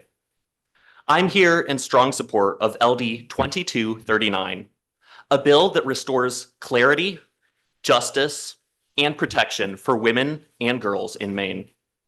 This issue is not complicated. It wasn't complicated 20 years ago, and it shouldn't be complicated today. Biology is real. Sex is real.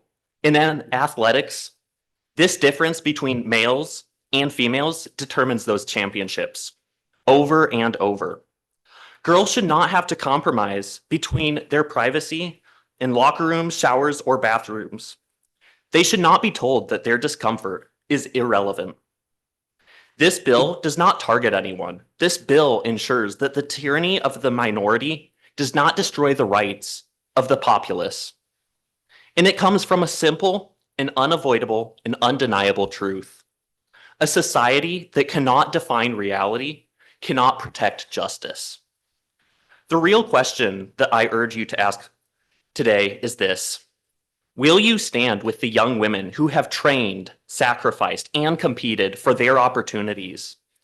Or will you allow these opportunities to be taken away from them in the name of a policy that ignores biological reality? Once fairness and justice are gone, where will we draw the line? Should we identify by age too? Why does biological reality not matter? If we fail to have the basic facts of reality, where will we stop? To affirm that males are females is to deny reality. This is your moment to protect the facts, to protect truth and reality. Therefore, I urge you to support LD 2239. You can stand for fairness, stand for truth, and stand for Maine's daughters. Thank you. Thank you for your testimony. Are there any questions, committee members? Not seeing any. Thank you for your testimony. Andy Levesque, Wendy Caffrey, someone from Turner whose signature I can't interpret. If you are here, please step forward. Welcome and please begin. Good morning, distinguished members of the Judiciary Committee. My name is Andy Levesque. I'm a resident of Gorham. I'm speaking to you this morning in favor of LD 2239. As a devout Catholic, a father of 3 sons and a daughter, my favorite daughter, by the way, I find it disturbing that in the state, there are people who think allowing boys and men to occupy the same bathrooms and locker rooms with girls and women is acceptable. Where is the decency that allows this kind of perversion? If there is any place a girl or woman should feel secure, it's in the confines of a designated place just for them. I recently attended a town meeting in Gorham. A person representing an organization that supports students mentioned how she was seeing rising fears, distrust, and anxiety amongst those attending school. This mental illness of our students only grows when laws are passed that permit this kind of immoral activities. God made both sexes. Each should be respected and protected. Passing LD 2239 will give the girls and women of this state the protections they deserve. The citizens of Maine look forward to you to make the laws to protect them. I urge you to vote in favor of this bill. Thank you. Thank you. Committee members, House members need to go down and vote. So committee members, as you leave, did anybody have a question? No. Okay, thank you.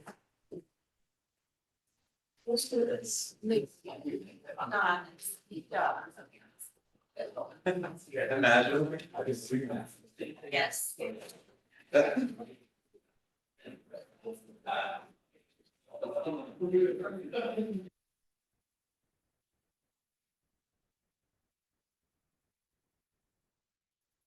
We are permitted to continue, even though House members have had to leave. Let me consult with my colleagues. Senate colleagues, would we rather continue or wait for the House members?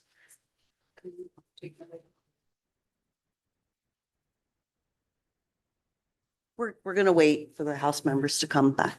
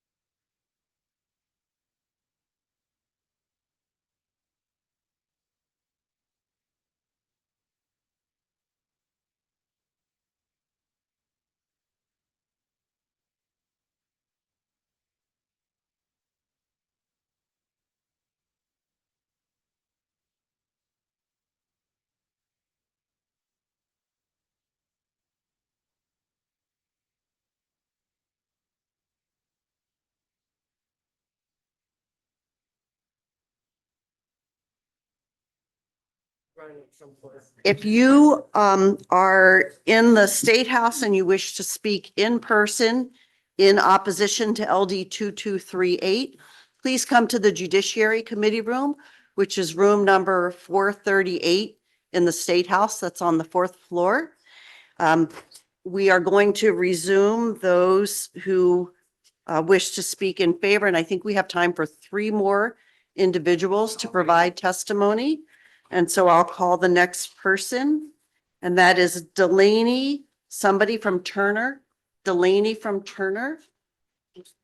Oh, Senator Talbot Ross, would you like to introduce you. yourself? Yeah, my apologies. I've had a couple of guests here today, so I have not been fully present in the room, but my name is Rachel Talbot Ross. I proudly represent Senate District 28, which is on the peninsula of Portland and includes the University of Southern Maine campus and Casco Bay Islands.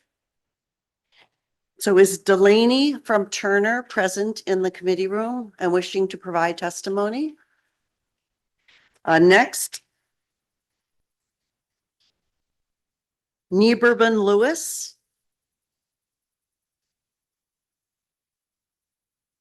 Nieberman Lewis from Cape Elizabeth. Cynthia Dill.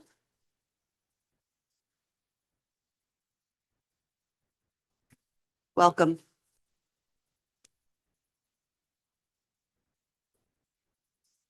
Good morning.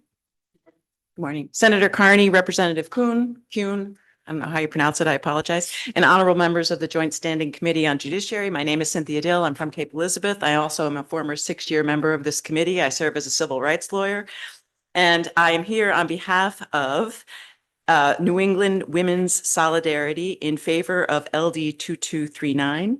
I'm a member of News. It's a feminist organization since 2023. I think I gave you the wrong date last time I was here. And we support single-sex sports and spaces in Maine schools to protect girls' rights. Schoolgirls in Maine are being made to feel violated by biological males in their bathrooms and locker rooms. And I'm going to skip the part about the details because you've already heard of the incidents that were referenced. There's boys in girls' bathrooms doing inappropriate things. There's problems. What we are teaching Maine's young girls when we tell them that their own feelings of body privacy and vulnerability don't matter if a male wants to be in the room where they're undressing or showering.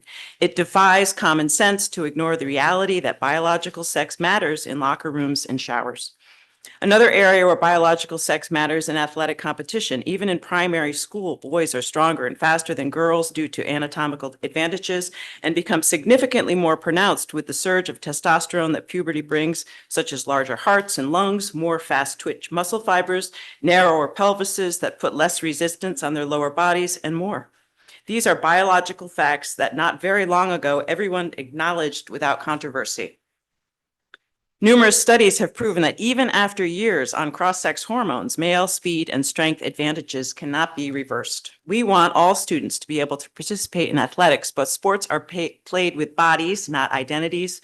Why not encourage boys' teams to be more welcoming to gender non-conforming males? Maine is doing a great disservice to our girls by telling them that they must sacrifice their fair chances at honors and opportunities to benefit another group. Critics have said that we shouldn't be concerned about this issue because there are only yet a few transgender athletes in Maine competing in winning girls' sports, but even one girl being cheated out of honors she has worked for and earned is too many. Thank you for your Thank you. testimony. Let's just see if there are committee questions. Committee members, any questions? Seeing Thank you. none, thank you. I'm going to read the names of those who I called earlier just to see if anyone is available.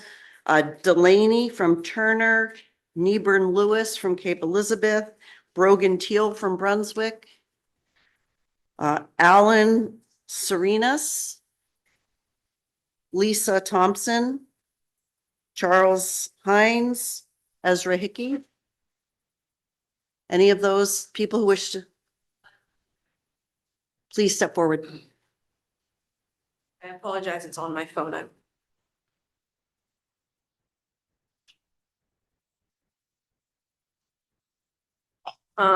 Good morning. My name is Delaney Nyberg. I'm from Turner, Maine, and I'm here today as an athlete and dedicated swimmer. Sports has been a huge part of my life. They have taught me discipline, hard work, and what it means to compete fairly. When I step onto the field, I trust that the game is built on an equal opportunity. That's what makes the winning so meaningful. I'm here in favor of LD 2239. This bill is something simple but essential: fairness. Women's sports were created to give girls a chance to compete on a level playing field, and even now, those opportunities are quite limited. There are fewer scholarships, less recognition, as well as limited media coverage and fewer resources for female athletes compared to men. Protecting women's sports is about preserving the opportunities that girls already have so little of. This issue is also about safety and privacy. Locker rooms and changing spaces are supposed to be places where athletes feel comfortable and secure, without having to worry about a biological male exposing himself or being a witness to their unchanging. As athletes, we already push ourselves physically and mentally. The last thing we should have to worry about is whether we feel safe in those spaces. The only thing that should be on that athlete's mind is the initial competition. I think about the future too. One day, I hope to have a daughter. I want her to grow up loving sports the way I do. I want her to step onto the field knowing she has a fair shot, that the rules protect her, not put her at a disadvantage. I want her to feel safe, comfortable, and respected, because that's what sports are supposed to do. This is not about hate. It's not about targeting anyone. It's about protecting fairness, safety, and opportunity for girls and women. As an athlete, this matters to me. As a future parent, it matters even more. What happened to protecting our girls? That's why I believe in this bill. Thank you for your time and consideration. Thank you for your testimony. Committee members, are there any questions? Not seeing any. Thank you. Thank you, guys. Is there anybody left physically present in the committee room who wishes to provide testimony in support? If so, please raise your hand. Good step forward, please. Hi. Yeah, you mentioned my name a moment ago. Can you just wait a moment till you get to the microphone, and now you can introduce yourself and Hi. provide your town of residence as well. Of course. Good morning, everybody. My name is Ezra Hickey. I'm from Jefferson, Maine. I'm mostly here to, show support of this bill, but just naturally reassure you of a few things because I see some natural concerns that I've seen around the state. I collected hundreds, maybe thousands of signatures to get this question up on the referendum. I spoke with people from, as my friend David Jones likes to say, all walks of life. And that includes minorities like who self-identified, such as gay couples, trans, LGBTQ plus members, and, they openly said, I support this. I had one, I want to get this right. I don't want to misquote people, but I had one transgender woman, biological male, some of us would say, state, it's just cosmetic. It's not real. I stay out of women's facilities. I'm too tall for there to even be privacy in the stalls. And I wouldn't play on a sports team. So, I mean, it's natural to have concern, but a lot of people support this. The town where I'm from, Jefferson, is currently enacting federal Title IX policies at our school. It's a huge relief to a lot of the voters. They think it's safer and more fair to not have muscle mass and bone structure, biological advantages be at play. And a lot of them are really concerned about kids learning about these, what they see as, I'll be honest, adult subjects outside of their parents' discretion and outside of their homes. So that's what's really important to me. I hope this was reassuring and eye-opening. It takes clarity and, forthcomingness to look at anyone walking by you and say, hey, will you please sign and act to designate school sport participation in facilities by sex, no matter what they look like. But a lot of them wound up wanting to sign it and said they were in support of it. So I hope that makes a difference the way you vote. Thank you. Thank you for your testimony. Committee members, are there any questions? Seeing none, thank you. And so we've concluded 90 minutes of the proponents block. We do have a couple of people online. I would just ask that you stay online in the event that we do have additional time. And House members are going to have to go vote.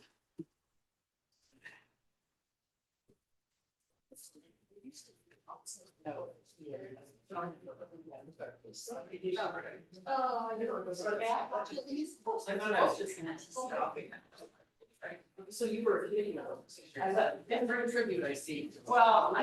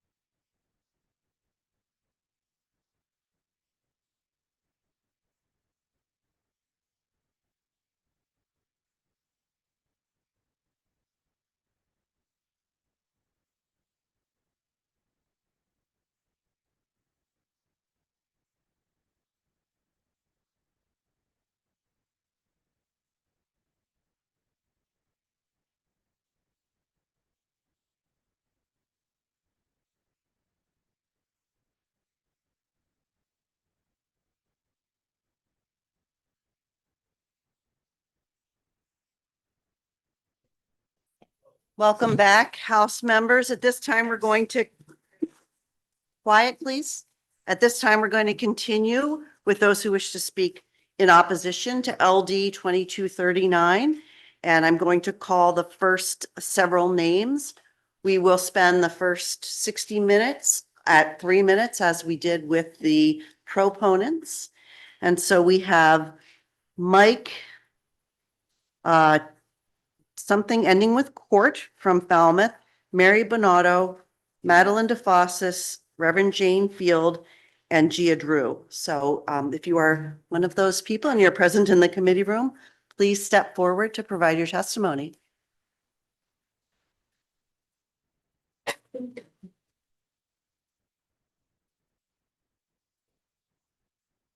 Welcome. Hello. My name is Michael Demacourt, and I live in Falmouth with my wife and 4 kids, one of whom is transgender. This journey with our daughter started very young.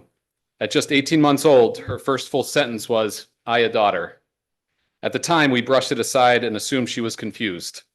Like many parents, we looked for what we thought were typical boy interests: trucks, dinosaurs, superheroes.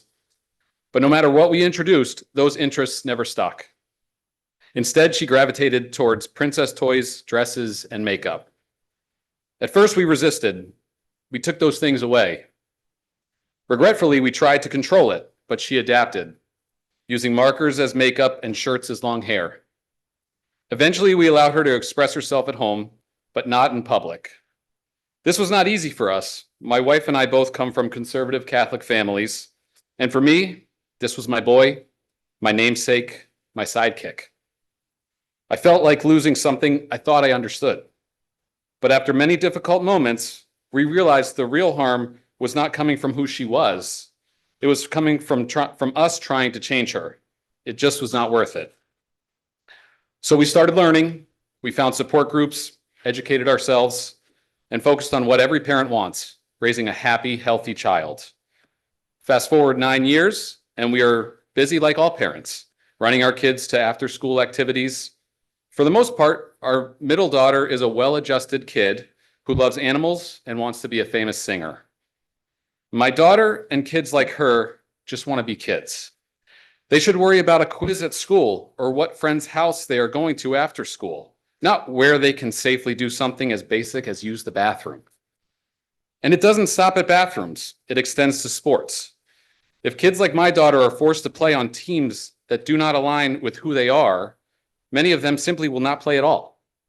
They lose the chance to be part of a team, to build friendships, learn to win and lose, and to experience all the mental health benefits that come with sports. They lose the chance to just be kids. Until now, we have felt safe in Maine. Maine has already taken steps to ensure all people are treated with dignity and respect. LD 2239 moves us backward and sends a message that kids like our daughter do not belong, and families like ours do not belong.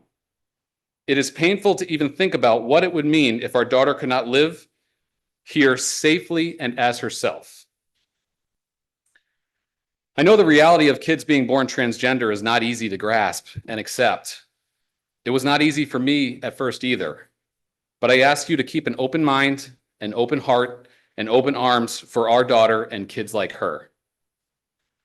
God made our daughter, and He does not make mistakes. God made day and night, but He also made dawn and dusk. There is black and white in His creation, but there is also gray. The most important thing is that we are called to love. Thank you for your time. Thank you for your testimony. Are there questions, committee members? Not seeing any, and I'm sorry that I mispronounced your last name. Demacourt, thank you. Mary Bonato, welcome.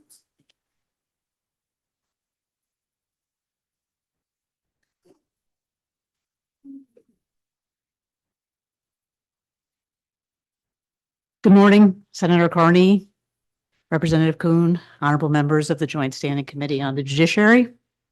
My name is Mary Bonato. I'm an attorney at Glad Law. I live in Portland. I'm also a parent of 2 daughters who played high school sports and graduated from the Portland Public Schools. If you need to know the sports, let me know. The proposed measure before you is no friend to schools, girls, or any student. It is a vague and blunt instrument that is unworkable for schools and communities, has serious unmentioned consequences, and harms students. It will create chaos, not clarity. First, to quote unquote protect girls' sports in Maine, a goal we support. The measure asks the voters to override protections from discrimination in the Maine Human Rights Act as applied to transgender students. The new statutory language in this measure allows the exclusion of students from school programs, activities, and athletics, which are all hallmarks of discriminatory conduct. Once we roll back protections for some, it is a lot easier to do the next time and the next time. And where does it stop?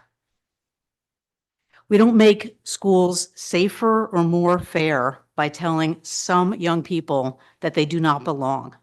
When schools are focused on identifying and separating transgender students from their peers, it opens the door to increased harassment and bullying for any child who doesn't fit a particular mold, whether they are transgender or not. Second, this measure will cost schools and taxpayers. The fiscal note on this bill notes, quote, significant costs to verify, monitor, and enforce the measure, that it would increase insurance premiums due to increased liability and add additional litigation costs. What would drive those costs? For one, the measure creates a private right of action, which you don't see every day in a statute or a bill.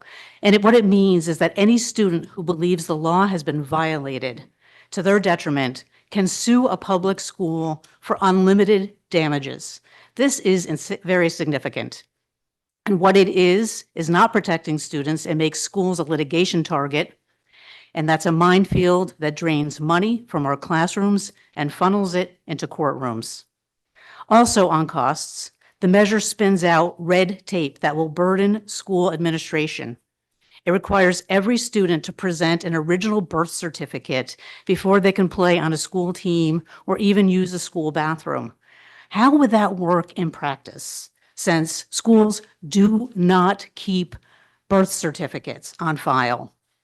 Many families also cannot easily access the originals, especially families whose children were adopted, born in another state, born in another country, or who are experiencing homelessness. The measure doesn't say what happens with those students. I am sorry, my time is up. I will just say that in closing, that this is also not about fairness in sports, because if it were, there would be consideration of the nature of the sport, the age of the child, and the level of competition, which we do not see here. And this measure, in the end.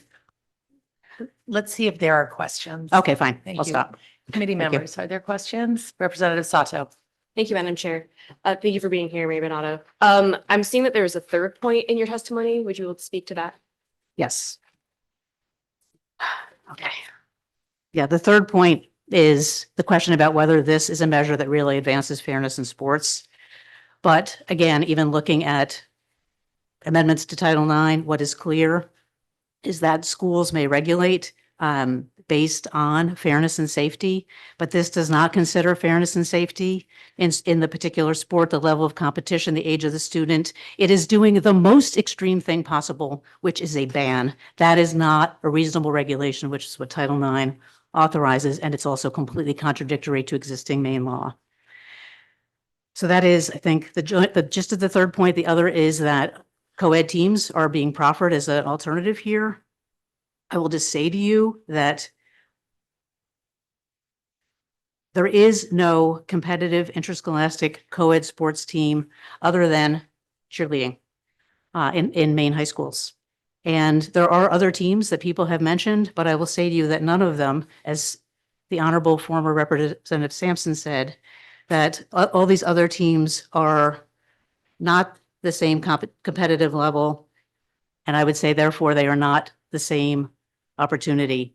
It's also the question of putting these idea of a co-ed teams in a statute, but being completely unclear about, does it have to exist? Does it have to be at that level? Who's going to fund it? And I will say that perceived violations of the law, which again is unclear on this point and many, does not answer the question, and that could lead to lawsuits. And that is why we are encouraging this unworkable and expensive and divisive policy to be rejected by this committee and hopefully also the voters. Thank you. Thank you. Are there any further questions? Yes, Representative Poirier. Thank you, Madam Chair. And thank you so much for being with us. Good to see you again. You mentioned in your testimony, as far as gender identity being part of the Maine Human Rights Act, is not sex also included as a protected classification? Yeah, it is. Yeah. You want to say anything else about it? No, okay. Representative Blake. I have a follow-up to that. We've heard a lot about how gender identity and the respect for gender identity can lead to sex discrimination. Is there any litigation that you're aware of in which someone has sued under the sex discrimination portion for similar reasons that this legislation is being proposed? Absolutely, yes. And, you know, among others, there's a Fourth Circuit case called Grimm. There's a Seventh Circuit Court of Appeals case called Whitaker. There are many, many district court cases that address either bathrooms or sports that are sex discrimination cases under federal law. And the scope of federal discrimination law under federal law will affect how Maine can operate as well. Any further questions? Representative O'Halloran. Hi, thank you for coming. Just comparing in speeches, you're saying that that this is exclusion, but we also heard testimony that, you know, maybe we should be encouraging boys teams to be more welcoming and for gender non-conforming males or transgender girls on the boys teams. Where do you, I mean, I see some value in that. I mean, no matter what you choose for an identity, you should be respected wherever you play on a team. Yeah. This measure requires sex separation on teams, and it sets up a verification method and an enforcement method with a private right of action. That's what it is proposing. You know, as a policy matter, I think, tell me if I misunderstand, but I hear you saying something else about more openness on teams. But this requires sex separation for competitive and interscholastic teams. I just have one more question. Follow up, go ahead. When we last spoke, I had asked you about transgender girls on the girls' teams, and you had told me at that time that transgender girls could not be cut from the team. And that the solution was going to be to add more spots to a girls' team because there were many more spots for boys to play athletics than girls. Yeah, I think we were speaking generally, not about any particular matter, but that was an answer, I think, to a question that you had asked, that was a possibility.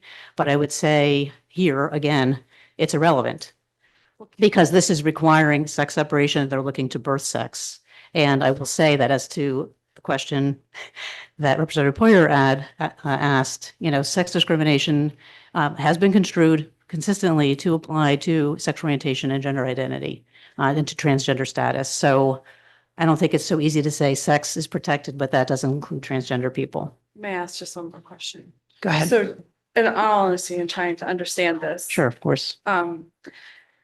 You're saying it's irrelevant, but adding more spots to a girls' team is going to eliminate the competition because you're going to have a lot more kids that have to play. And especially if you can't. I mean, I guess that's where I'm saying I see this as leading to girls' team being less competitive, the way I understood it from the last time we spoke. Yeah, which was about almost a year ago, and I think it's sort of a hypothetical discussion. And I feel like this is a hypothetical because right now we're dealing with a measure that requires absolute exclusion. And right now, co-ed sports, since other than cheering, is really not going to be an option for any transgender child. They will not have the same opportunities. And our existing Maine Human Rights Act is very specific about no student shall be denied athletic opportunities, as well as participation in programs and activities in schools more generally. That is what is changed, among other things, by this measure. And I just have. Let's see if there are other questions. Senator Carney. At what age, how young would children be when they started to be excluded under the initiated bill? Hold on, your mic is off.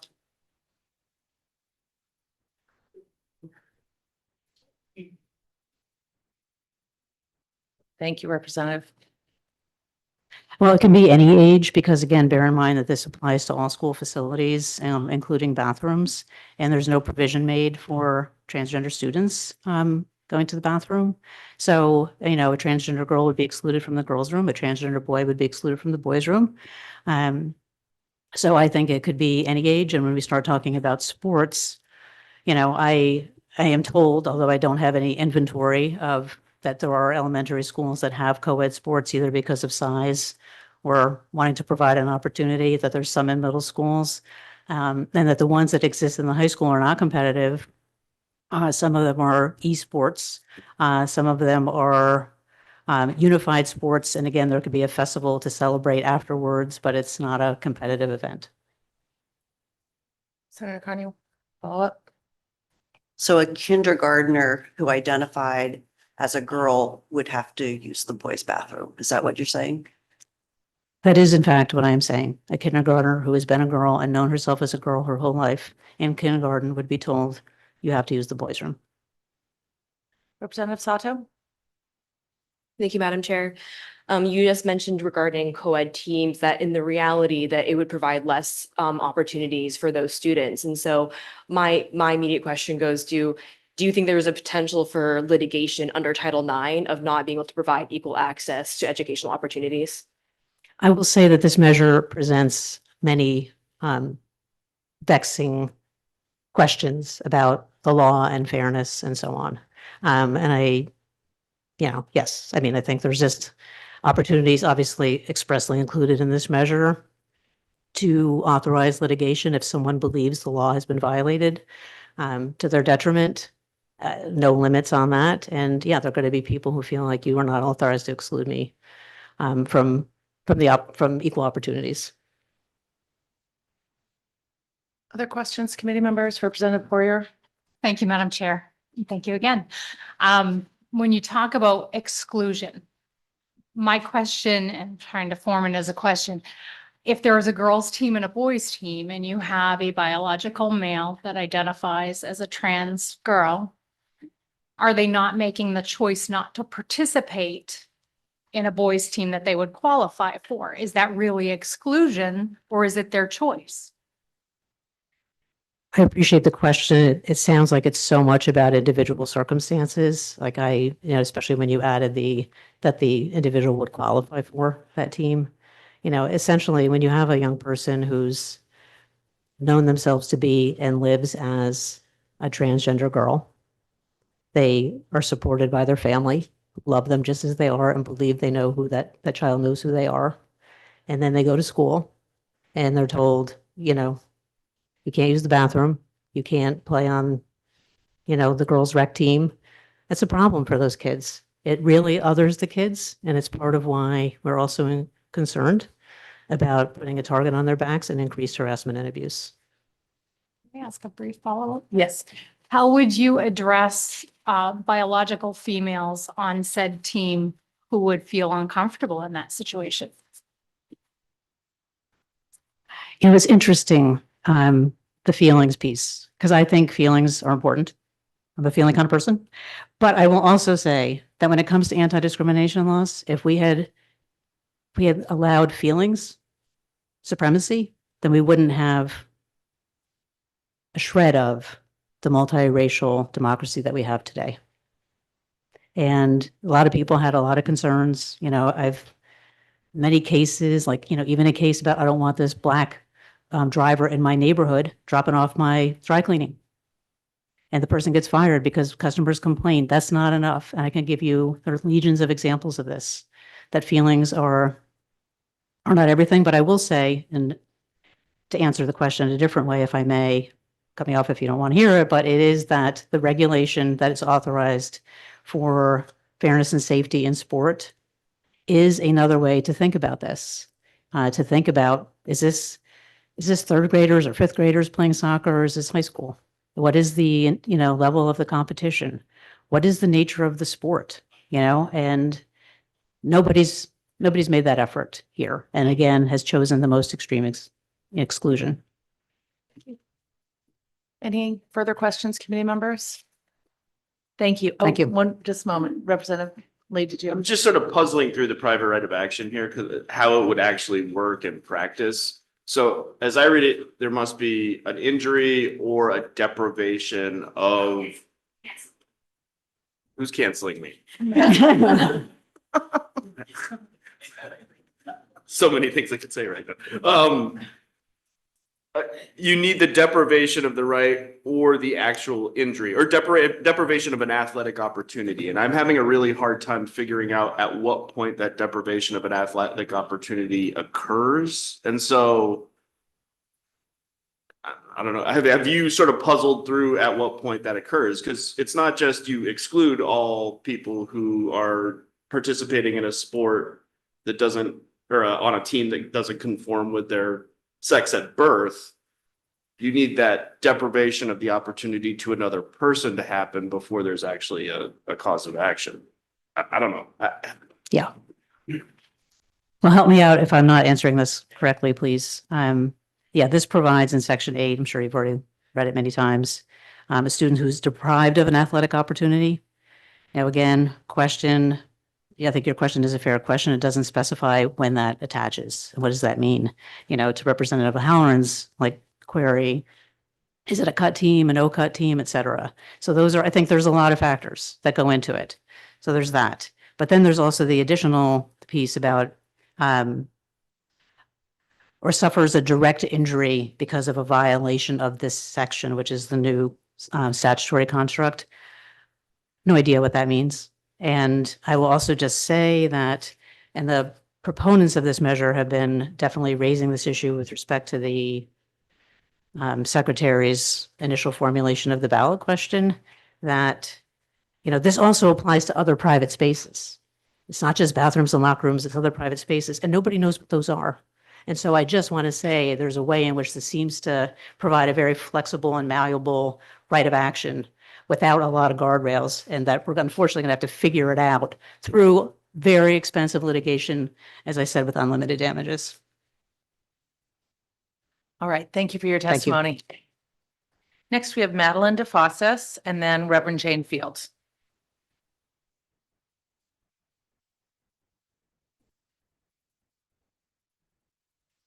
Hi there. My name is Madeline Defose. I am the Advocacy and Public Health Manager with the Maine AAP, and today I'm actually sharing testimony on behalf of Dr. Brian Youth, who is unable to make it today due to seeing patients. Senator Carney, Representative Kuhn, and esteemed members of the Committee on Judiciary, my name is Dr. Brian Youth, and I'm a resident of Scarborough, as well as a pediatrician and the current president of the Maine chapter American Academy of Pediatrics. We are a member organization of 300 pediatricians and subspecialists who are dedicated to improving the lives of children and adolescents in Maine. I'm submitting this testimony in opposition to the proposed ballot measure, LD 2239. As someone who has provided care to pediatric patients and families for over 30 years, I can say with confidence that no two children are the same. They each have their own unique personalities, physical abilities, strengths, and challenges that can't be explained by gender and sex alone.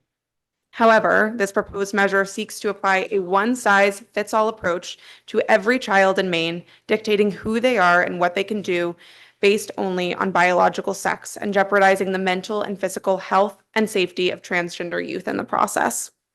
Sports teams are a great way for youth to get physical activity, socialize outside of the classroom, and develop self-esteem, teamwork, and leadership skills.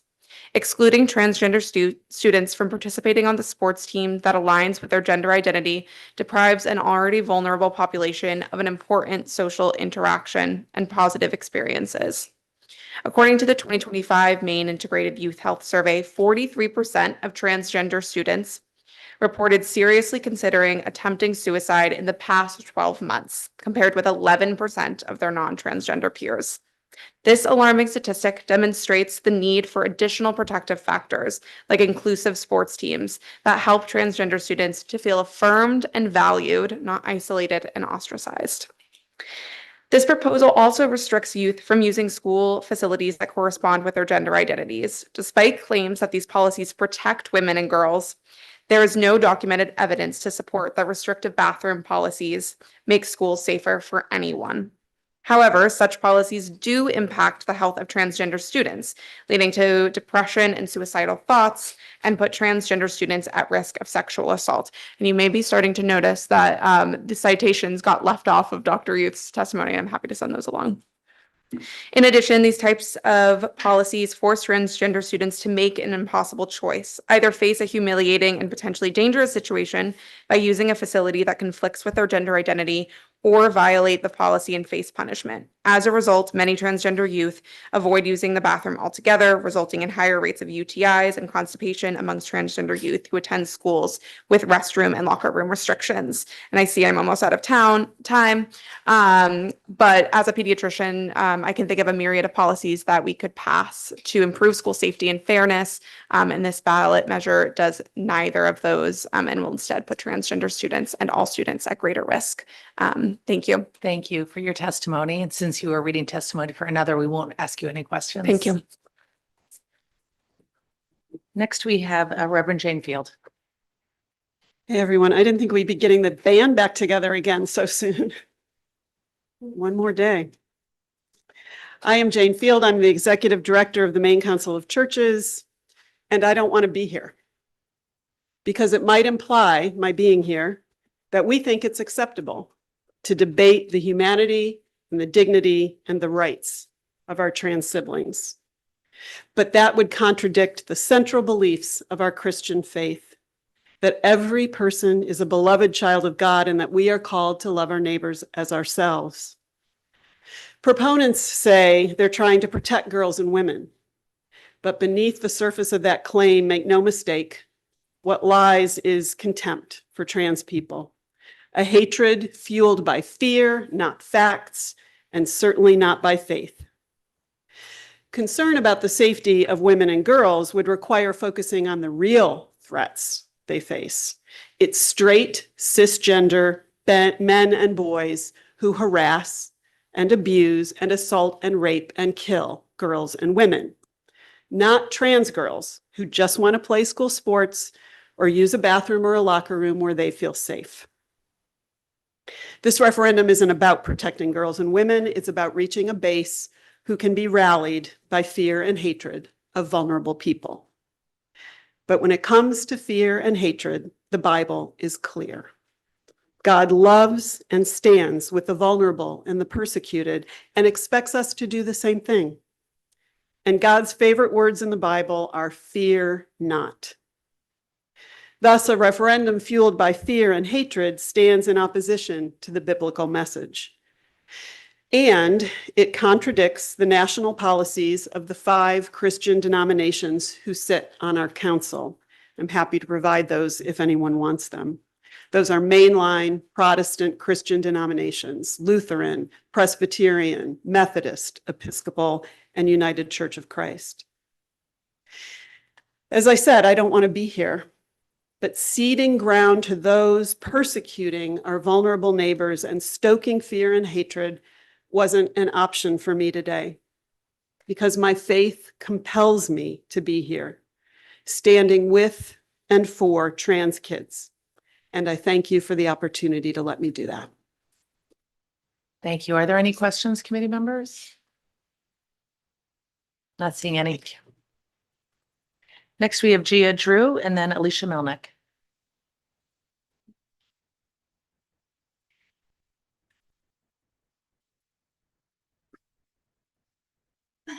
Good morning, Senator Carney, Representative Kuhn, and honorable members of the Judiciary Committee. My name is Gia Drew. I'm the Executive Director at Equality Maine, which has been advocating on behalf of Maine's LGBTQ+ community for 42 years. And I'm also here today on behalf of Maine's LGBTQ Legislative Coalition. Additionally, I was a K-12 teacher for 20 years, much of that here in Maine, and was a high school track and field coach for 15 years. I'm an aunt to 26 wonderful young adults and children. And I grew up in a house with 9 people in 1 bathroom. And we made it work. In the 42 years of Equality Maine, our proud and beautiful community, which lives, works, and dies in virtually every town in Maine, has become a more visible and important part of the fabric that makes Maine such a special place that we all call home. Because of grassroots efforts, phone calls, steadfast advocacy, education, increased visibility, Mainers now see LGBTQ people as trusted family members, friends, coworkers, peers, classmates, teammates, political leaders, community partners, and fellow congregants, and much more. Collectively, we oppose LD 2239, which is an affront to Maine values and a vicious attack on kids, rolling back decades of progress that have made Maine one of the most welcoming and inclusive states in the country. This bill will make schools less safe, less fair, and more dangerous for all kids. This bill does not address the real issues most Mainers are concerned about every day at the kitchen table: how to pay for their bills, their food, their health care. This bill allows for and encourages the treatment of transgender students as second-class citizens. This is an attempt to dig up settled law, issues this committee, the legislature, and the courts have confronted over decades and have historically decided time and time again to affirm the dignity and humanity of transgender people, whether we're talking about kids participating in sports or where youth goes to the bathroom, because it's best for kids. What this bill attempts to do is target a small and special part of our community, transgender people, and what's worse, they're attacking transgender kids for political gains. But what is often missed in this conversation is what the impact will be, not only on trans, non-binary, intersex children, but on siblings, family members, teammates, and parents. And for the kids who don't fit those narrow and unrealistic versions of what girls and boys should look or behave like. This bill invites unwanted surveillance of children's and kids' bodies, allowing people to challenge and threaten kids' autonomy and agency to exist freely at school. I believe you're going to do the right thing and oppose enacting this bill, and I'm hopeful that Mainers will see through the fog of disinformation presented by the opposition on this bill and initiative. I believe we all care about kids. It's not only the right thing to do, it's the moral thing to do. Thank you very much. Thank you. Committee members, other questions?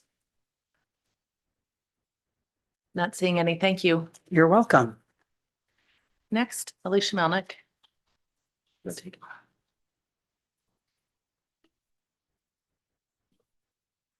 Good morning. Yes, good morning.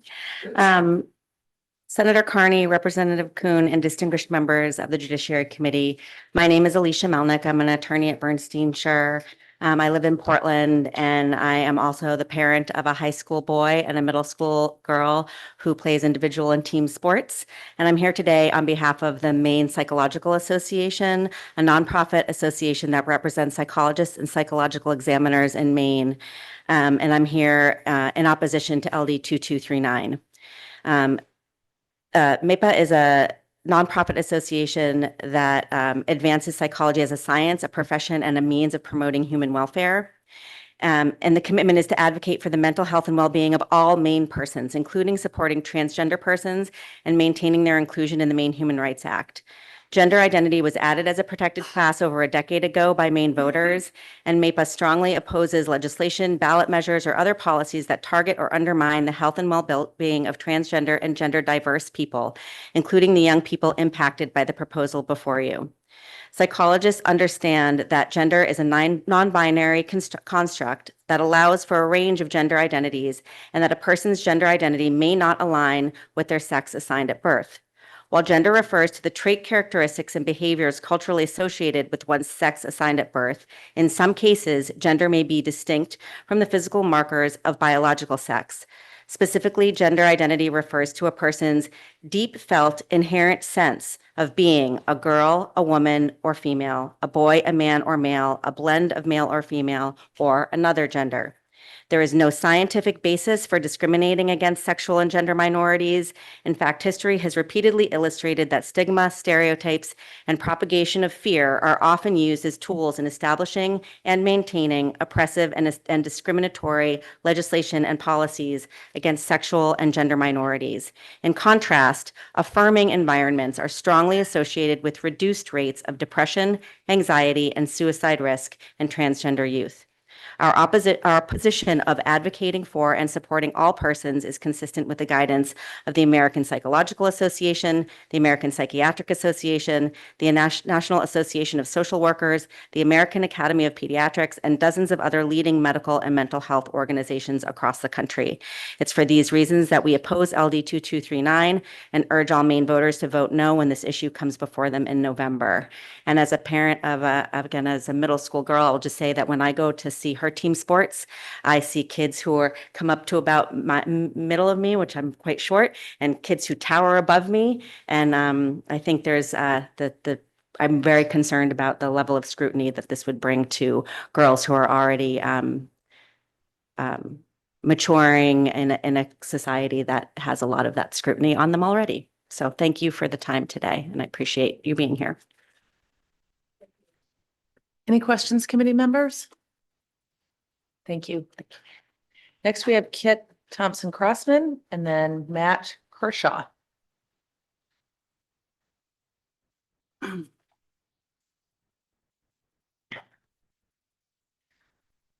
Good morning, Senator Carney, Representative Kuhn, and members of the Judiciary Committee. My name is Kit Thompson. Excuse me. My name is Kit Thompson-Crossman, and I'm the Executive Director of the Maine Human Rights Commission, providing testimony in opposition to this bill. In the history of the Maine Human Rights Act, neither this body nor the electorate has ever narrowed the scope of the act. In 2005, by vote of the legislature and the people, this state made it unlawful to discriminate on the basis of sexual orientation, which included gender identity in its definition. Transgender students in Maine have had the explicit right to an education free from discrimination based on their gender identity for 21 years. There are likely no students currently in Maine's primary or secondary schools who were born before this legislature made gender identity discrimination unlawful. In many ways, the MHRA is a level-setting statute. It says, these are our values as a community. Beyond the legal protections it offers, that public statement has implications for what behavior people feel is allowable. And when those guardrails are perceived to be weakened, threats against members of a protected class may increase. In the last year, I have had a school board member reach out to me to report that parents at a public meeting threatened to bring a gun to school sporting events if trans girls were competing, to pull girls' pants down on the field if they did not conform to what a girl should look like, to hire a nurse to do a genital inspection if a girl was over 6 feet tall. After the town of St. George held a public meeting about whether or not a 9-year-old transgender girl could play basketball on the town's recreational basketball team, I received an email from someone stating that they hoped she died in a fire with her parents. The implications of this bill go beyond sports and bathrooms. The threat to the physical and psychological safety of transgender and gender nonconforming students is very real. Since 2005, the Commission has repeatedly held that schools must allow a person to access services and facilities that align with their consistently held gender identity. In Doe v. RSU 26, a transgender girl was required to use the staff bathroom instead of the communal girls' bathroom, and she was the only student instructed to do so. The law court interpreted the MHRA to require places of public accommodation, including schools, to provide transgender individuals with the same access to public facilities as cisgender individuals. If this bill were truly about fairness and safety, it would consider the safety of all students. There is a process already contemplated by the MHRA in a 2016 council memo, allowing for an individualized assessment that balances significant risk of physical harm with athletic opportunity for all students. It isn't a ban. It provides a path to participate as long as fairness and safety of competition are preserved. That memo also addresses safety and comfort in locker rooms and bathrooms. Under Maine law as it stands, every child gets to go to school and with some guardrails have the same opportunity as any other child. This bill would end that, and so I urge the committee not to pass it. Thank you. Are there any questions, committee members? Yes, Representative Lee. That memo you referred to, is it cited in here? It is a 2016 council memo. I'm not sure it is cited, but it is on our website. Okay, thank you. Sure. Any other questions? Not seeing any. Thank you. Matt Kershaw is next.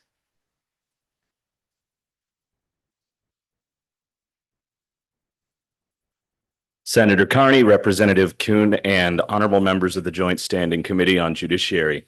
My name is Matt Kershaw. I'm a resident of Lewiston. I'm also a combat veteran of the United States Marine Corps. I've worked as an educator, and I have a master's degree in theology from Yale Divinity School. I'm speaking in opposition to the proposed ballot measure LD 2239. The moral issue here appears intractable and has inflamed passions on both sides to the point of demonizing and even apocalyptic rhetoric, not unlike the bleachers of many youth sporting events many of us have attended. It's ripe for both honest disagreement and demagoguery. But I am speaking today as a believing Christian trained in theology. At the root of Christian outrage at inclusive gender policies is a core belief on the part of some Christians that transgenderism is an aberration within God's creation, transgressive of God's nature, as God created human beings in the image of God, male and female, as described in Genesis 1. It is a foundational doctrine for these Christians that human beings, which bear the image of God, are bifurcated into an incontrovertible gender binary, matching the individual's physical sex at birth. This is not a settled matter of universal orthodoxy. In fact, theologies of sex and gender are currently schismatic issues. In the past half-century, schisms within mainline American Protestantism have followed doctrinal differences on matters of gender identity, gender roles, and sexuality. Differences on the nature of God and the Trinity, the person of Jesus Christ, or the mechanisms of salvation have faded into irrelevance. But it is only one side of that schism that holds this view of human nature. I do not. And an established and growing body of theology advocates for broad inclusion of LGBTQ Christians both into the body of Christ and into society as a whole. Christians may be familiar with the term affirming churches, identifying congregations where they are welcomed into the body of Christ as they are. Affirming theology takes a variety of approaches, but it does not rely solely on recent academic trends. Scholarship centers devotional texts of the distant past, such as the 14th century Julian of Norwich, who explored the idea of seeing Jesus as a mother, bearing and nurturing the salvation of humanity. And such metaphors are not limited to the medieval mystical tradition. The same metaphor is presented in the biblical text, where the prophet Isaiah in chapters 42, 49, and 66 speaks for the mother God, problematizing the default male classification applied to deity. Such theological framing is one of many bases for policies of broad gender inclusion within the affirming churches. I recognize that substantial emotional heat accompanies issues of schism within the broader Christian faith and the policy and legal issues that follow. It has always been so. However, any law that accepts the premises of one set of religious precepts as the basis of law while ignoring the principles of the others risks violating the Establishment Clause of the First Amendment of the Constitution. Thank you for your time. Thank you for your testimony. Let's see if there are any questions. Yes, Representative O'Halloran? Have you uploaded your testimony? I'm I sorry, have can you not. say that again? Oh, I'm sorry. I was just asking him if he had uploaded his testimony or brought a copy. I have not. I apologize. Was I supposed to do that? If you wish to do so. I can absolutely do Which I so. would like, if you wouldn't mind, that would. Of course. be great. Thank you. Thank you. Senator Talbot Ross? Yeah, thank you. Thank you for making sure that it'll be available to us online. Of course. I just wanted to find out if you were finished with your testimony, since I don't have a copy of it. I don't know. Yeah, I snuck it in right at the end, under the wire Okay. there. Yeah, Yeah, thank you very much for being course. here. Thank you. thank you. Thank you. Next is Libby Wright and then Sarah McDaniel.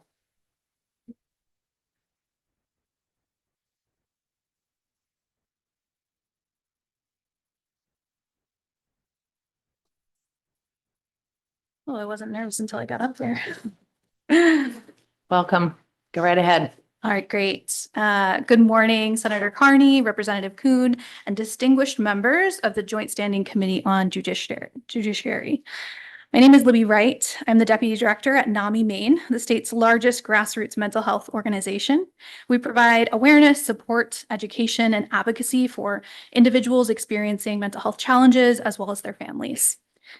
We also work directly with youth across Maine, delivering mental health education, increasing help-seeking behaviors, strengthening youth-adult connections, and building resilience and protective factors in young people's lives. In conversations with thousands of young people across the state, the number one thing they tell us that they want to learn is how to support the mental health of their friends. I'm here today to testify in strong opposition to LD 2239. While this bill is presented as a matter of fairness in athletics, the evidence clearly indicates this is not solely a sports policy. Rather, it has the potential to cause significant and lifelong negative mental health impacts. Data from the Maine Integrated Youth Health Survey show that LGBTQ+ youth in Maine already face significantly higher rates of harm in school environments. In 2025, 37% of LGBTQ+ youth students reported being bullied or harassed at school compared to the 21% of their peers. The mental health impacts are profound. LGBTQ+ youth in Maine are 3 times more likely to seriously consider suicide rather than their non-LGBTQ+ peers. In 2023, 36% reported seriously considering suicide, and 17% reported attempting suicide. More than half, approximately 56%, reported feeling persistently sad or hopeless compared to the 28% of their peers. Data from the Trevor Project indicate that LGBTQ+ youth who experience discrimination and victimization are at significantly increased risk of suicide attempts. These disparities are not because of who these young people are, they are a result of the environment around them. Research consistently shows that discrimination, victimization, and exclusion are key drivers for poor mental health outcomes. LD 2239 could codify that exclusion. By restricting access to sports teams and facilities based on birth certificates, this bill sends a clear message to transgender and gender diverse youth. You do not belong. When that message is reinforced by law, it does more than exclude. It legitimizes stigma. We have seen the consequences of this before. Policy shapes school climate and affects entire school communities, reducing coercion and increasing stigma. We also know what works. Inclusive and affirming environments are among the strongest protective factors for youth mental health. Access to supportive spaces, including extracurricular activities like sports, is associated with lower rates of depression and suicide risk. LD 2239 moves us in the opposite direction. Thank you. Let's see if there are any questions. Thank you for your time and consideration. Senator Talbot Ross. Thank you so very much, Madam Chair. You cite some data from the Trevor Project, but it's not explained what that project is. So I'd like for you to take an opportunity to explain to us what the Trevor Project is. Yeah, I'll do my best. It is a mental health resource support for individuals a part of the LGBTQ+ community. There is a 24/7 hotline. There is a website with resources and support. Yeah, a great resource that we refer young people, all individuals to. Just a quick follow-up. Yes. Is it a state? Is it? A national organization, Thank sorry. you. Appreciate you being here. Thank you. Yeah. Senator Carney. Thank you for your testimony. I really appreciate that you gave us concrete data about the outcomes with regard to excluding children.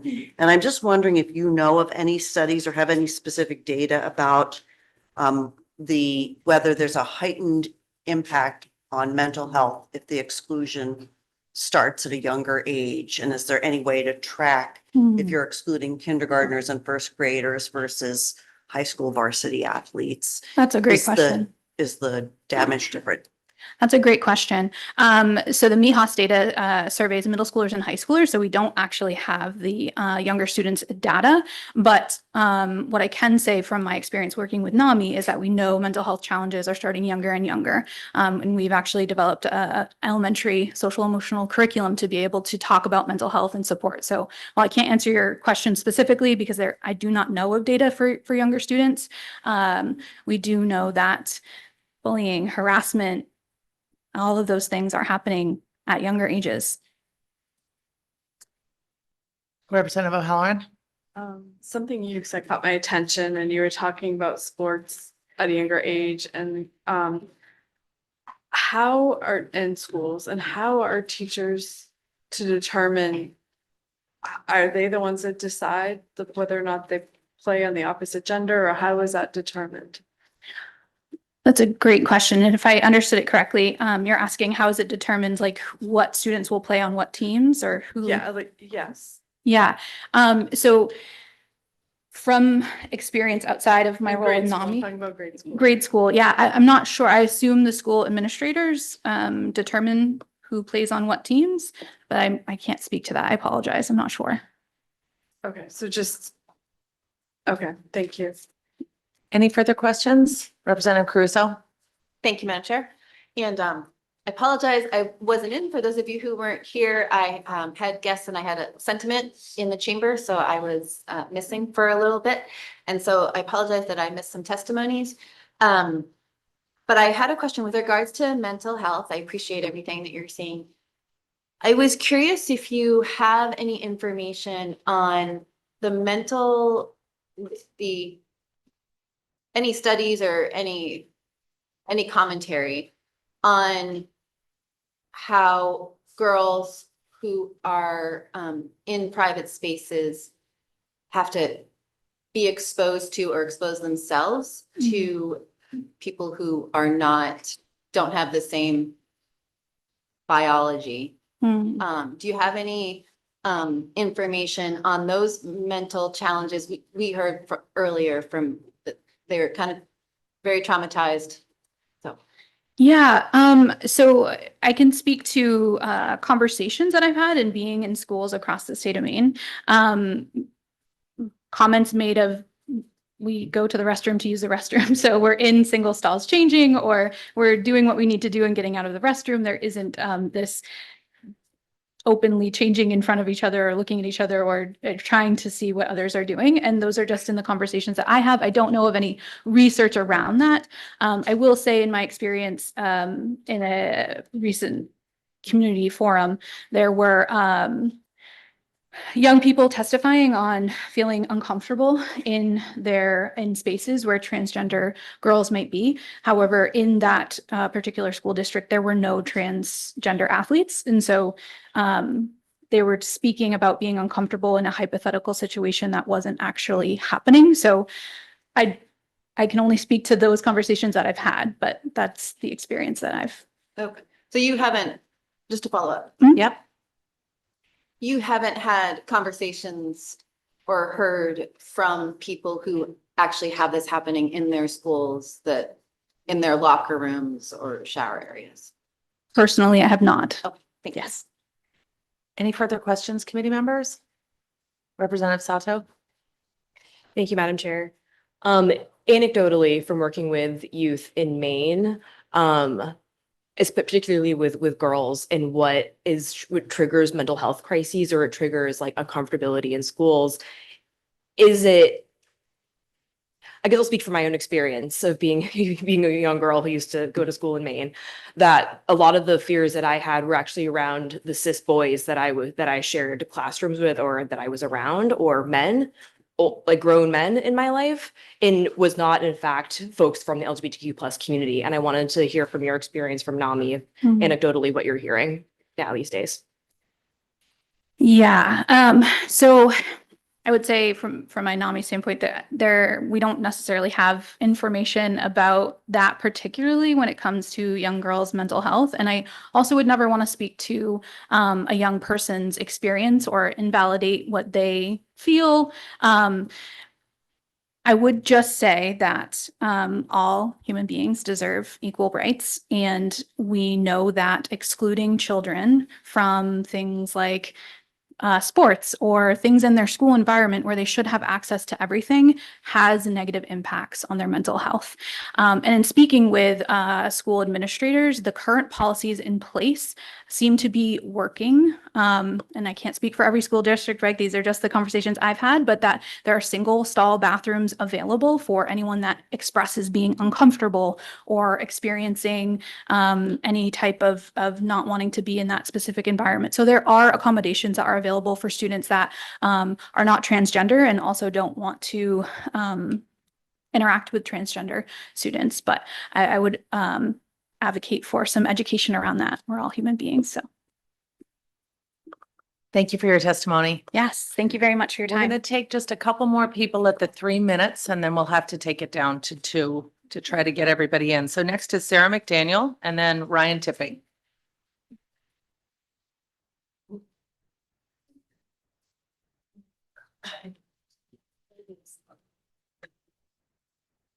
Good morning, Senator Carney, Representative Kuhn, and members of the Judiciary Committee. My name is Sarah McDaniel. I live in New Gloucester, and I'm mother of a transgender son. I'm here today as a parent, but also as a board member of PFLAG Portland, Maine's chapter. Our chapter has been active in Maine for over 30 years, supporting friends and family of those with LGBTQ+ loved ones. We currently have members from Presque Isle to York and reach about 400 Maine families at all points in between. All of us at PFLAG are deeply concerned about LD 2239. This bill would essentially prevent transgender youth of all ages, including elementary kids, from playing sports. But it's more than just a sports bill, it's a bathroom bill. If enacted, it would require public schools to force transgender students to use the restrooms and locker rooms that don't match their gender. My son came out to us before his freshman year in high school back in 2015. We started with a social transition, and I reached out to the high school administrators who worked with us to use his male name and he, him pronouns, confirmed that he could use either the boys' room or a gender-neutral bathroom, and ensured that there was privacy in the locker room space that he could use for his gym class. These small changes made a huge difference in his ability to navigate the school day without fear so that he could focus on his classes and his friends just like any other teenager. Fast forward a decade to today, and transgender and non-binary people have been pulled into the center of a culture war where they are targeted and vilified. This initiative will reverse decades of progress towards equal treatment and will expose our youth to its message of discrimination. Using birth certificates just doesn't work. Not only would the trans youth be burdened, but any girls that don't meet certain stereotypes of feminine appearance might be challenged. And the fact of the matter is, as so many PFLAG parents know, that when trans kids go to use the school bathrooms or locker rooms, all they care about is getting in and out, doing their business as quickly as possible for their own safety. They are not the threat. And I also want to say here that being transgender is not a choice. My son is my son, and that wasn't a choice. The last point I want you to consider is that when you read all the testimony today, parents of transgender youth are scared for the safety of their children. The courage of the families who share their stories with you today should be applauded. But for every one person who testifies, there are many more people who also want this bill to fail, but they're not able to speak publicly out of fear for their transgender loved ones being targeted for violence. As a mom, all I want for my son was the same high school experience as all kids, to be able to be himself, focus on his studies and his friends without worrying for his safety and without being singled out and targeted in the process. So on behalf of PFLAG, I urge you to vote no on LD 2239. Happy to answer any questions. Thank you for your testimony. Are there any questions, committee members? Senator Carney? Were there specific times during the school day or the school year that you were especially had a heightened awareness of your son's safety concerns? And if so, would you feel free sharing some of those with us? And if you don't, that's fine as well. Yeah, no, my son was very out. We were in a school district where when we thought he was a girl in middle school, when he started his freshman year, it was all the same kids. So there was no, no being stealth in any way, even if he wanted to. And, using the gender bathrooms, being able to go around to access them in the building, walking through the hallways, that's a very difficult place where kids are kids and are able to just be mean. And even back then, he was out, he was very brave, but the atmosphere has increased over the years, where when these issues become public policy and debated, kids are able to hear that it's okay to pick on the transgender kids, to call them names, to mistreat them in the bathrooms. And so it's really sort of throughout the whole day that becomes an issue. Thank you. Thank you for your testimony. Thank you. Next, we have Ryan Tipping. Yes. Thank you, Madam Chair. Just to raise a point of order. Earlier in the day, a member of the public was asked to remove a pin. So I just asked that all members of the public not have posters or anything that would promote things moving forward. Thank you. I did not see someone with a poster or a The pin. previous speaker had not only a pin, but also 2 pins technically. Did not recognize that. Thank you. Yeah, Thank- just to give you a heads up, we're going to switch to 2 minutes. I'm sorry to spring that on you, but we are limited in the duration of the public hearing, and we want to make sure as many people get to speak as possible. I will try to do it. Thank you. Thank you, Madam Chair. Madam Chair, members of the committee, my name is Ryan Tipping. I'm the Director of Policy and Strategy at the Maine Center for Economic Policy. And I'm here to deliver testimony on behalf of my colleague, James Mile, who's our senior policy analyst. In this testimony, James outlines three major economic concerns about this policy. One on the individual level, one on the statewide level, and then one for taxpayers. I'm not going to read the whole thing, but I'll just say inclusivity is primarily a moral issue. We should support transgender kids and their well-being first and foremost because it's the right thing to do. But MISIP also believes that our economy needs to work for everyone, which means ensuring that no Mainer is cut out of opportunities due to their gender identity. On the individual level, discrimination in school hurts the future economic outcomes for transgender youth, kids already suffering higher levels of depression and other mental health problems because they feel isolated and discriminated against by their peers. Research shows that participation in sports helps improve their well-being, which is closely tied to academic success in school and post-educational opportunities. On the statewide level, we know that state laws on the treatment of transgender people impact Americans' decisions about where to live. A national survey found that almost half those living in communities that were hostile to them have considered moving away. 70% were less likely to go on vacation to states they saw as unfriendly. I think that's even more so when it's your own kids. I am a girl dad. I have two children, two daughters. And, you know, I just wanted to throw that out there to make sure that we weren't represented falsely by some of the earlier speakers. Finally, we have concerns about the impact of this legislation on Maine taxpayers. The bill may require local school districts to retrofit new bathrooms or changing facilities, and the inclusion of the right of civil action means districts could face new legal costs, increasing liability insurance premiums. Those costs will either increase property taxes or crowd out other investments. We think these are important things to consider, especially when you're talking to your own constituents as you go out to knock on doors in the next few months. Thank you. Let's see if there are any questions. Committee members?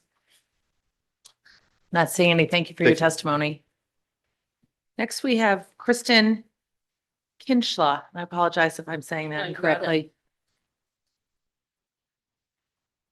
Senator Carney, Representative Kuhn, honorable members of the Judiciary Committee. My name is Kristen Kinschla. I go by Kinch to make it easier, and I'm the research associate at the Maine Children's Alliance. I'm testifying today on behalf of the Maine Children's Alliance in opposition to LD 2239.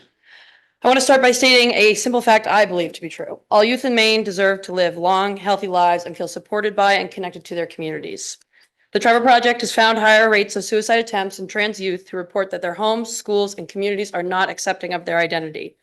Statistics about the mental health of trans youth from the 2025 Maine Integrated Youth Health Survey are startling. For transgender middle schoolers, more than half have seriously thought about killing themselves. More than 1/3 have tried to kill themselves, and more than 2/3 report self-harming behaviors. For transgender high schoolers, the statistics are similarly startling. Passage of this bill would send a dangerous message to trans youth that their communities do not accept them. That message will negatively impact youth mental health, safety, and well-being in our state. The best way to protect these youth is to ensure they have access to gender-affirming spaces and communities.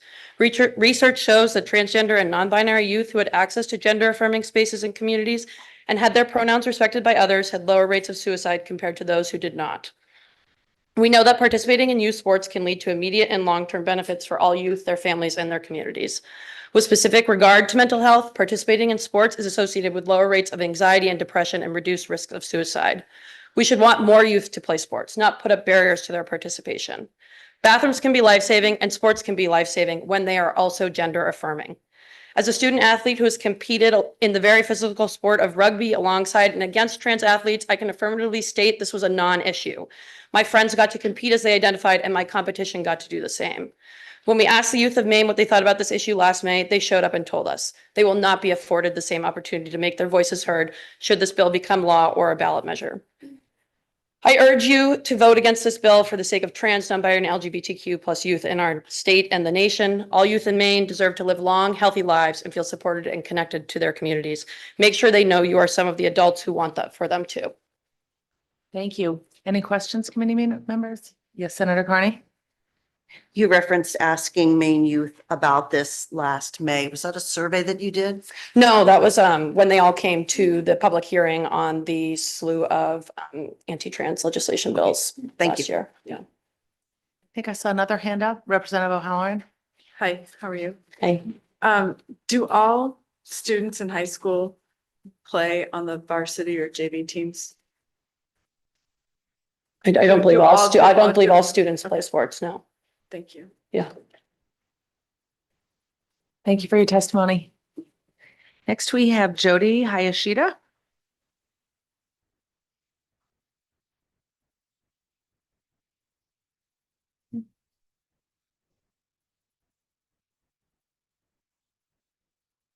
Senator Carney, Representative Kuhn, honorable members of the committee. I'm the Reverend Dr. Jody Cohen Hayashida. I organize Multi-Faith Justice Maine, and I am here in opposition to LD 2239. Last fall, I sat next to a young woman at one of the Lewiston polling locations as she collected signatures for this ballot measure. She lived in Colorado, but had driven up from Massachusetts, where she had been working on a different campaign. She had not read the full proposed measure, and she was hazy on the details. I couldn't tell whether or not she agreed with it. It didn't matter. For her, it was a way to pay the bills. Most of the people I saw add their signature to the proposed measure also didn't read it. That didn't matter either, because more often than not, what I saw and heard as people signed was simple excitement at the opportunity to stick it to the trans community. It was vicious and it was gleeful. In my work, I spend every day in conversation with people of faith who differ in worship, in belief, in language, who frankly don't always like each other. In our differences, though, we are held together by a shared belief that we are all called to love each other, that we are all called to recognize every life as sacred, to push through discomfort and treat even the fearsome stranger as the beloved, knowing that when we do, the stranger often becomes the beloved in truth. This ballot measure refutes the invitation of those faith traditions to do the holy work of moving towards those who are unknown, and instead panders to our weakest and our most fearful selves. It turns our anger at the legitimate ways girls of this state are under threat into a mockery and then into a weapon against another vulnerable community for political gain. Thank you for your testimony. Thank you. Are there any questions? Not seeing any. Thank you. Next, we have Dawn Brown. Okay, and then we have Susan Stark.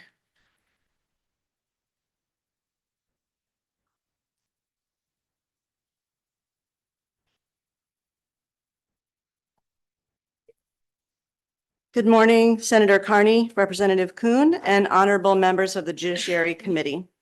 My name is Susan Stark, and I live in Falmouth. I have worked as an educator in Maine for 27 years and have an amazing husband of 26 years and 3 wonderful children. I am here to speak in opposition to LD 2239.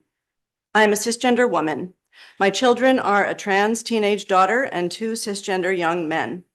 Since my daughter came out, I have come to understand much more about what it means to be trans.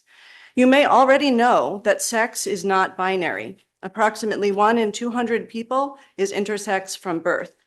Transgender and non-binary people have existed all throughout history in many cultures, ancient and modern. Cultures dating back to 5000 BCE have described transgender members of their societies. I strongly oppose LD 2239. The rights in question in this bill, the rights to be included in society as you are basic human rights. There are many reasons to oppose this bill, most centrally the harm and trauma to trans people that it would enact. Here I focus on the fact that it is beneficial for all of us if we reject narrow conceptions of gender and the binary conception of sex. This bill is portrayed as protecting women and girls, but the harms and risks to women and girls are the harms of intimate partner violence, sexual assault and harassment, trafficking, and gun violence. According to the Population Reference Bureau, gun violence and homicide from intimate partner violence committed by men are among the leading causes of death for women 25 to 34. As we have seen through the Epstein files and high-profile cases of sexual assault by male coaches and team doctors, it is men who commit these crimes. According to the Portland Press Herald, 90% of violence in the United States is committed by boys and men, and 80% of suicides by men. One aspect of these problems is a narrow conception of masculinity, a view that identifies being a man with being tough, aggressive, and violent. Thank you for your testimony. Appreciate you providing it in print so we can finish Sure. it. Are there any questions? All right, not seeing any. Thank you. Thank you. Next, we have Ryan Scanlon and then Alicia Ray.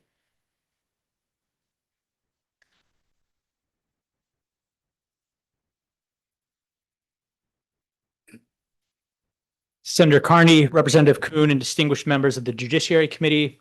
My name is Ryan Scallon, and I serve as a superintendent of Portland Public Schools, Maine's largest and most diverse school district with more than 6,200 students. I'm here today to speak in opposition to LD 2239. With time constraints, I'm going to go to a little bit of a bulleted fashion, because if you know me, I'm not short on words. But before we get into the practical on this bill, I want to talk about what's most important, our students. When we target one group through legislation, it does not happen in a vacuum, and it does not only impact those that are named in the legislation. Research consistently shows this, and we saw this in Portland just this year when another group was targeted. During the ICE enforcement surge earlier this year, attendance dropped across the district. Mental health concerns rose across the district.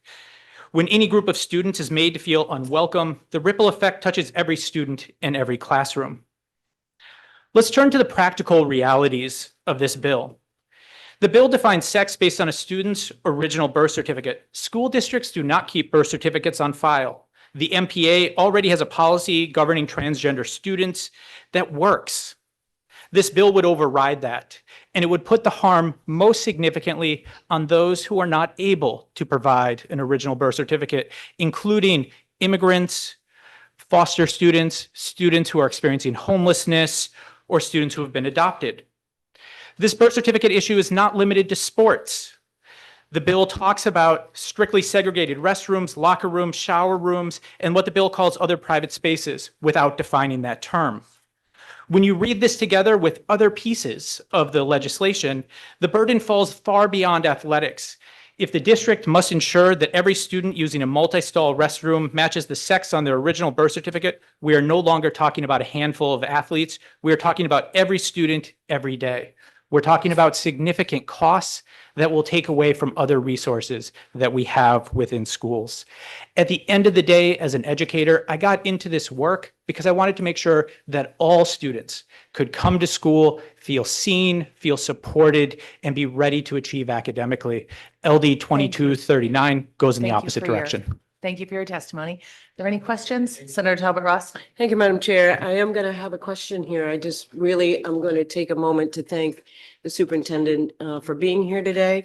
And you here on a day when the Portland High School girls are the Class A cross-country champions. We tried to get them here in the room so they could hear a little bit of the hearing, but it was not possible. But my question is, I mean, you started out by talking about students. And you and I have had many conversations while you've been superintendent about this. Just tell us a little bit about the school environment that you're proud or that you've been able to create in Portland Public Schools, the largest school district in the state. Yeah, we know that academic success actually starts with creating a welcoming, inclusive environment for all students. And so I'm unbelievably proud that in my 3 years here, all we have seen is when issues similar to this topic have come up, that students rise up and support each other. I would give an example of one that I'm particularly proud of. A couple of years ago, one of the players on one of our sports teams got heckled by fans from another district. And the next game, students from both Portland and Deering, pretty deep rivals, showed up to support that student and the whole team. And so we see that culture play out across the board. And so particularly proud of that, and proud of the fact that we then see that impacting attendance in a positive direction, that we see academic scores going up in a positive direction because of the environment that exists where all students can be seen. Thank you, Superintendent. Thank you. Any further questions? Not seeing any. Thank you. Thank you. Committee members, we are authorized to meet until noon. However, to ensure equal time for both proponents and opponents, we're going to move forward and continue for about 15 to 20 more minutes. And I'm hopeful we'll be able to get through certainly those who are present in the room and perhaps online also. So next we have Alicia Ray.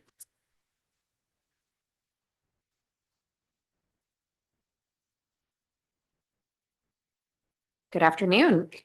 Senator Carney, Representative Kuhn, and distinguished members of the Joint Standing Committee on Judiciary, greetings. My name is Alicia Ray, and I'm a policy fellow at the ACLU of Maine. We are a statewide organization committed to advancing and preserving the civil liberties that are guaranteed in both the Maine and U.S. constitutions. On behalf of our membership, we urge you to oppose the initiated bill, LD 2239. Transgender student athletes want to participate in school sports for the same reasons as any student, to find a sense of belonging and social engagement, to be part of a team, to get some exercise, to challenge themselves, and to have fun. This citizen proposed initiative would exclude trans students from experiencing those benefits with their friends and their teammates. I'm going to jump to the Constitution. The Maine Constitution, like the federal Constitution, includes an equal protection clause, one of my favorites. No person shall be deprived of life, liberty, or property without due process of law, nor be denied the equal protection of the laws, nor be denied the enjoyment of that person's civil rights, or be discriminated against in the exercise thereof. It's a good one. The federal Constitution establishes the floor, not the ceiling, for our constitutional protections. Maine courts recognize the Maine Constitution as our primary source of rights and interpret those rights independently of and often more broadly than corollary rights in the U.S. Constitution. So when analyzing gender-based classifications in the context of an equal protection challenge, courts apply heightened scrutiny. Quote, a party seeking to uphold government action based on sex must establish, quote, an exceedingly persuasive justification for the classification. Importantly, quote, present provisions of the Constitution bind not only the legislature, but the people. So put simply, the people of Maine cannot pass an unconstitutional law through the referendum process. So this proposal would raise serious legal questions under the Equal Protection Clause of the Maine Constitution. Thank you for your testimony. Are there any questions for Alicia Ray, Representative O'Halloran? Well, there are a couple other points you wanted to make. Sure. Oh, yes. So I just really want to put a finer point on it. So this law, even if passed by the Maine voters, if it is found unconstitutional by the law court, it cannot stand. So that is what I'm trying to point out here under the Equal Protection Clause. And the Maine Supreme Judicial Court has and can in the future find the Maine Constitution as more protective than the U.S. Constitution. Thank you. Thank you for your testimony. Yeah, thank you all. Next, we have Valkyrie Cole and then Ashley Smith.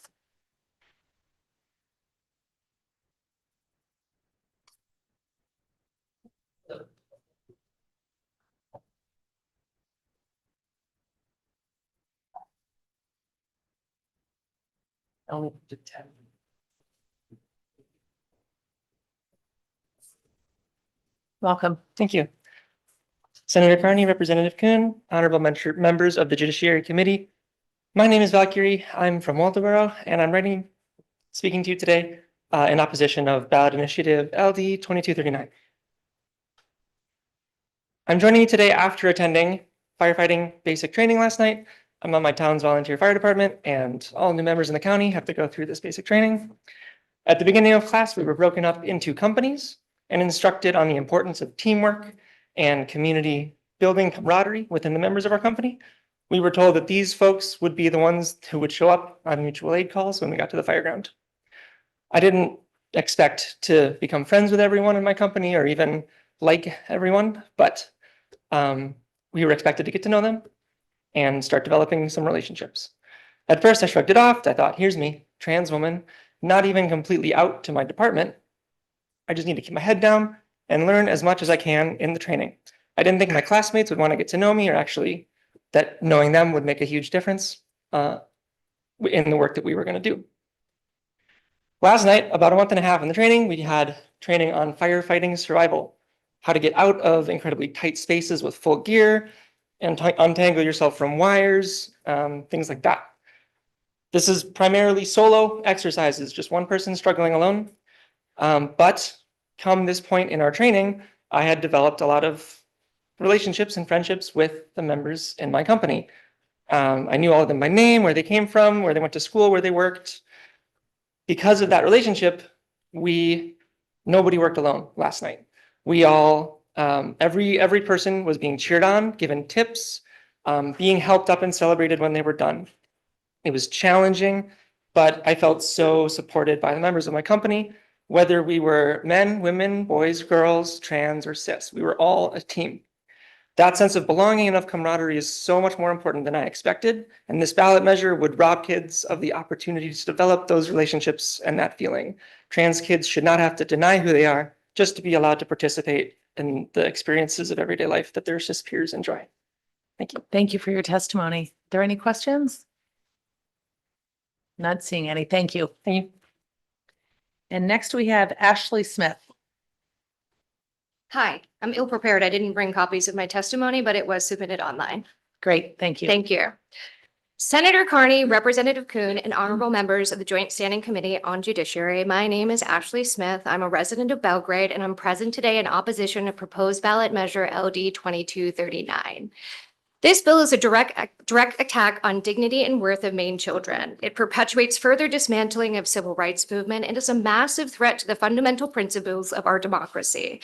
The intent to legislate exclusion and discrimination among students is less about fairness and more about domination and authoritarianism. It is not by accident that our schools have become the battleground for those attacks. The public school system is one of our largest institutions. It is vital to the development or the destruction of democracy. Scapegoating children that participate in athletics to stir up horizontal hostility is an unforgivable act. To learn that the funding for this bill can be traced to an out-of-state billionaire who actively supports the merging of church and state is a clear indication that this is part of a much larger anti-democratic agenda. It is imperative that we not only understand that these measures were taken to further erode the fundamental principles of democracy, but it was also done at the expense of Maine children. I cannot help but imagine what that money spent towards promoting this extremely divisive bill could have provided to 600 public schools that span across the state. Instead, it decimates inclusivity, threatens the safety of our children and our democracy. The widespread economic stress and the disparity between the affluent and the impoverished and the current events make this an extremely fertile time for injustice and discrimination. We cannot allow it to happen in our state. I urge you to not support LD 2239. Questions? Are there any questions? Thank you. Not seeing any. Thank you. Is there anyone left in the room who wishes to testify? All right, let's go over to Zoom and see if we can get some folks moved over. First is Ashley Webb. And then Kira Patton.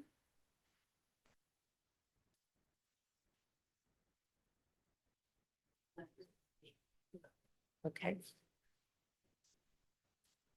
Ashley Webb, if you could please activate your camera.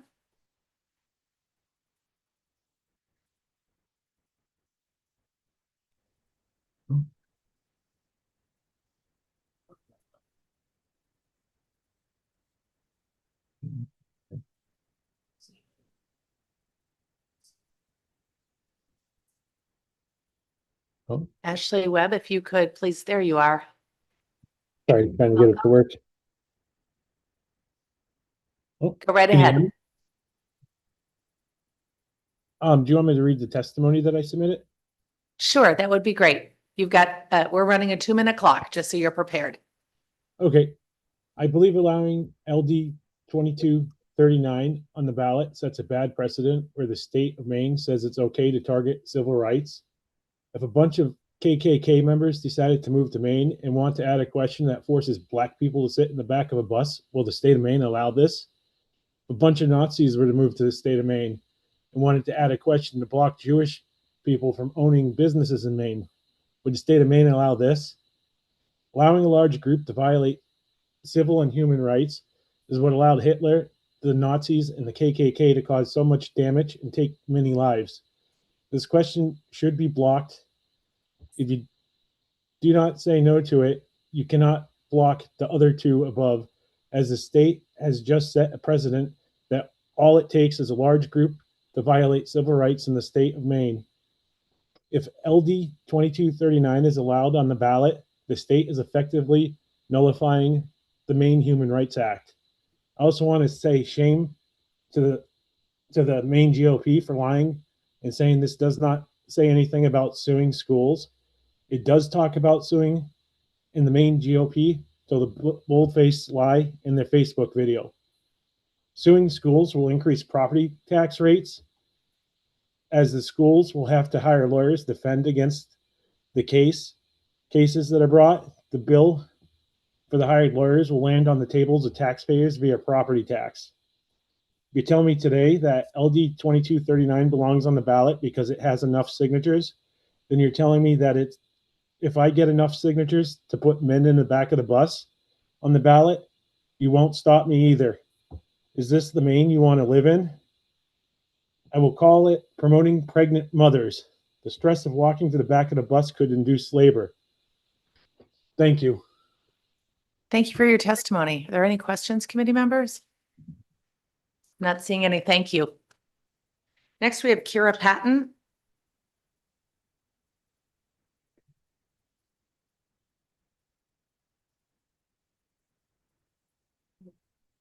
Great. Kira Patton, if you could please activate your camera.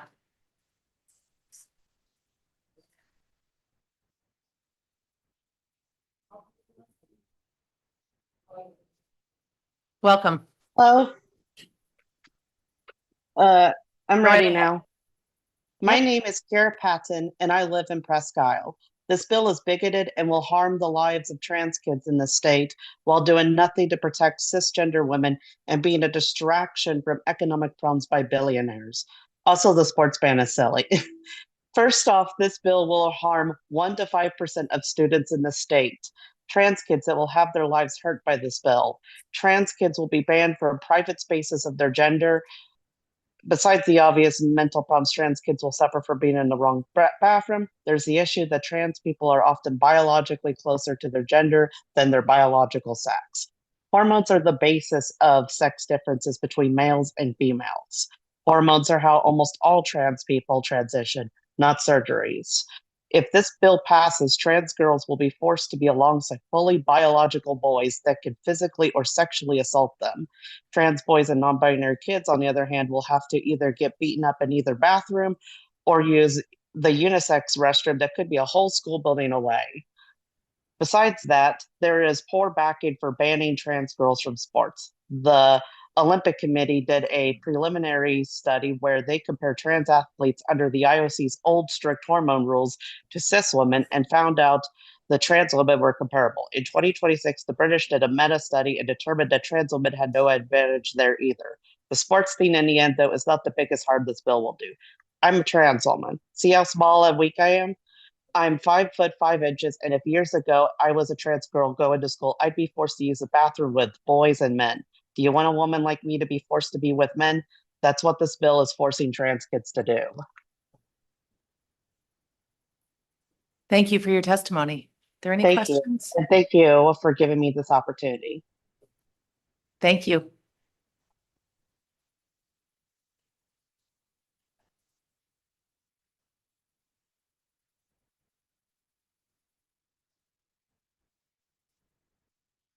All right, I believe that is concluding the individuals who are registered in opposition. We have one person who registered neither for nor against, so let's bring them over. Kat Taylor.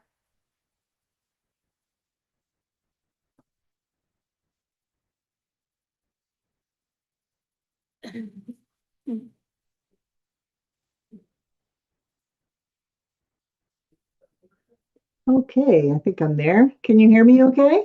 We can, go right ahead.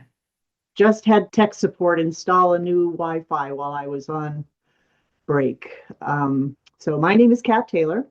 I'm a resident and property owner in Argyle Township, about 20 miles north of Bangor. And I'm testifying today neither for nor against this bill because frankly, I wasn't really sure what it was about. You know, there's conflicting opinions. But so I'll give you mine, okay? I grew up in an era where that gave men an advantage over women in work and life in general. Women have had to fight for the right to vote, earn equal pay, qualify for a loan for a car or a home, and have their own sports teams that are just now reaching the same audiences and coverage as male sports. The girls in my grammar school had to wear skirts or dresses, not pants of any kind. Diversity is a healthy practice in childhood development and public policy. Gender identity can be fluid until and well into adulthood. Wearing alternative clothing, hiding or changing one's gender or appearance should not be cause for receiving abuse or exclusion. If we want invisibility regarding our differences, then we cannot continue to fight each other for the right to compete on a level playing field. I believe an astronaut who just came back from the moon said something similar the other day when he said it would be nice not to be recognized as the first Black astronaut. And if you remove the context of underage persons, would you want your minor age daughter to be exposed to male genitalia before she is an adult? Would you want her to be forced to accept the situation, afraid to speak out because of peer or political pressure? If that adolescent male were an adult, this would be sexual assault. For me, there's a simple solution to this whole problem. Remove competitive sports from schools and have only physical education. Problem solved. Doing this will reduce our skyrocketing education costs, and we can shift that expense to investing in private individual bathrooms, which would permit all students a secure place to take care of intimate needs. Rather than having competitive sports K through 12, we could have municipal teams where the burden of cost is passed on to towns, counties, regions, sponsors, etc. Thank you. Thank you for your testimony. Of differences could be given a chance to perform and build relationships in the community. So Thank you. Get sports All right, out. let's see if there are any questions. Senator Carney? I don't have a question. I just wanted to talk about the process for a moment. Yep. Okay. Thank you for your Am testimony. I not here anymore? So, I mean, Thank was there you. a question for me or not? No questions. Thank you. Okay, thank you. We have 4 people left online. The clerk was happy to move them all over at once so that we could quickly hear all of them. I think most of them are proponents, which is kind of out of balance what we had decided, but there are just 4 of them, and they're members of the public who wish to speak. Committee members, everybody okay with letting these 4 folks go? Okay, so we've moved them over. The first one is Carla Young. Oh, okay. Thank you. Jennifer Navarro. If you could activate your camera, please. Hello. Oh, you're on mute. Yes, can you hear me now? Yes, we can. Thank you. Go right Great. ahead. Thank you. Jennifer Navarro. Good afternoon. I'm speaking for this Zoom comment that's neither in support or against. Maine law requires a fair and impartial statement of the substance of the measure, clear, concise, and free from advocacy or interpretive framing. The current draft falls short in 3 ways. First, it combines distinct regulatory domains, participation in school athletic programs or private law programs, access to school facilities, including bathrooms and authorization, or private lawsuits, into a single compound question. These involve different administrative burdens, privacy, interest, and legal implications. Compressing them can obscure the precise change voters are being asked to approve or reject. Second, the phrasing tied to the gender on the child's original birth certificate may reasonably be interpreted as outcome-oriented rather than purely descriptive, because it characterizes the effect of the policy rather than limiting itself to its legal structure proposed in the legislation. Third, the draft does not closely track the legislation's own architecture. Its definitions and eligibility criteria is straightforward statutory terms. These are not systemic concerns. They go directly to whether voters receive a clear or impartial description of the legal change. A clearer approach would use simpler, direct language that neutrally describes the legal change, such as establishing eligibility criteria and facility designations based on definitions set forth in the legislation without interpretive gloss. My comments here in the Zoom are offered solely to ensure that any ballot question presented to Mainers Maine voters meet the standards of neutrality, clarity, and transparency that protect informed self-governance, regardless of how any individual may ultimately feel on this topic. So thank you. Thank you. Any questions, committee members? Not seeing any. Thank you for joining us. Next, we have Emma Enman.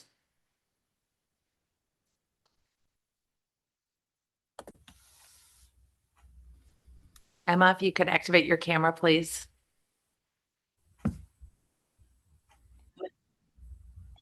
Yes, Hello. it's taking a second to load. Do you see me now? We do. Hello. Please. Okay. Hello, my name is Emma Enman. I am speaking for support of LD 2239. Here is my testimony. If policies cause even one child to feel unsafe, withdraw, or silence themselves, then it is our responsibility to correct the course. We hear the concern of transgender individuals feeling comfortable where they use the bathroom or other private spaces. But in the same breath, that is causing biologically born girls and boys to feel uncomfortable, withdraw, and silence themselves.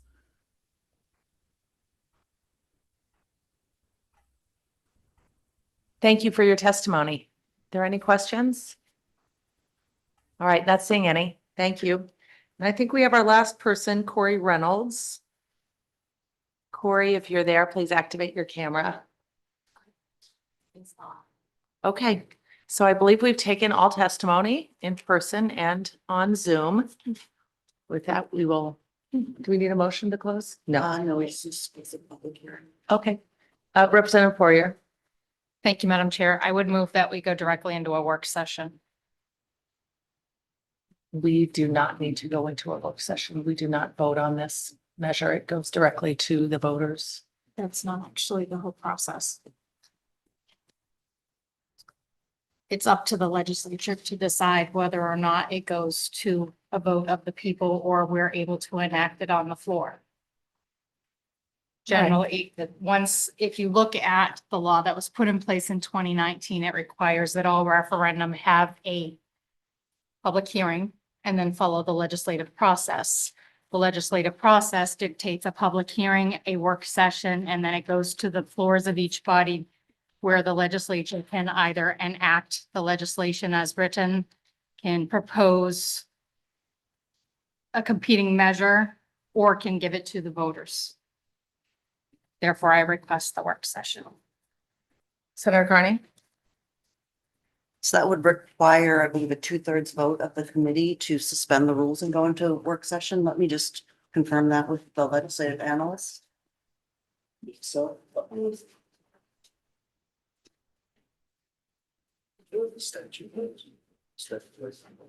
Or different streets.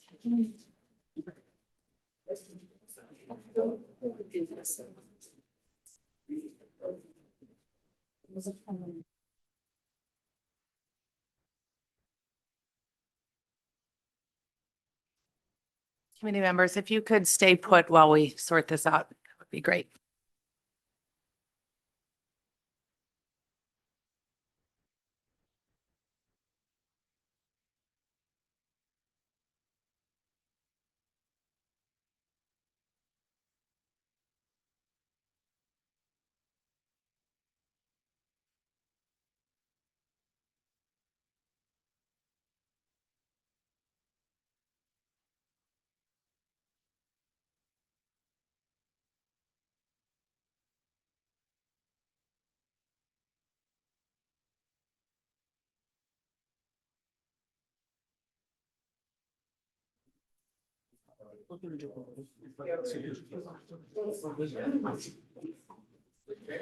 So we've had a request to go immediately into work session, which is decided by a majority, decided by a majority of the committee. So we'll take a roll call vote to suspend the rules and go immediately into a work session. Senator Carney. No. Senator Carney, no. Representative Kuhn. No. Representative Kuhn, no. Representative Poirier. Yes. Representative Poirier, yes. Representative Lee. No. Representative Lee, no. Representative Sato. No. Representative Sato, no. Representative Babin. Yes. Representative Babin, yes. Representative Caruso. We're voting on to go into a work session? To suspend the rules and go into a work session. Yes.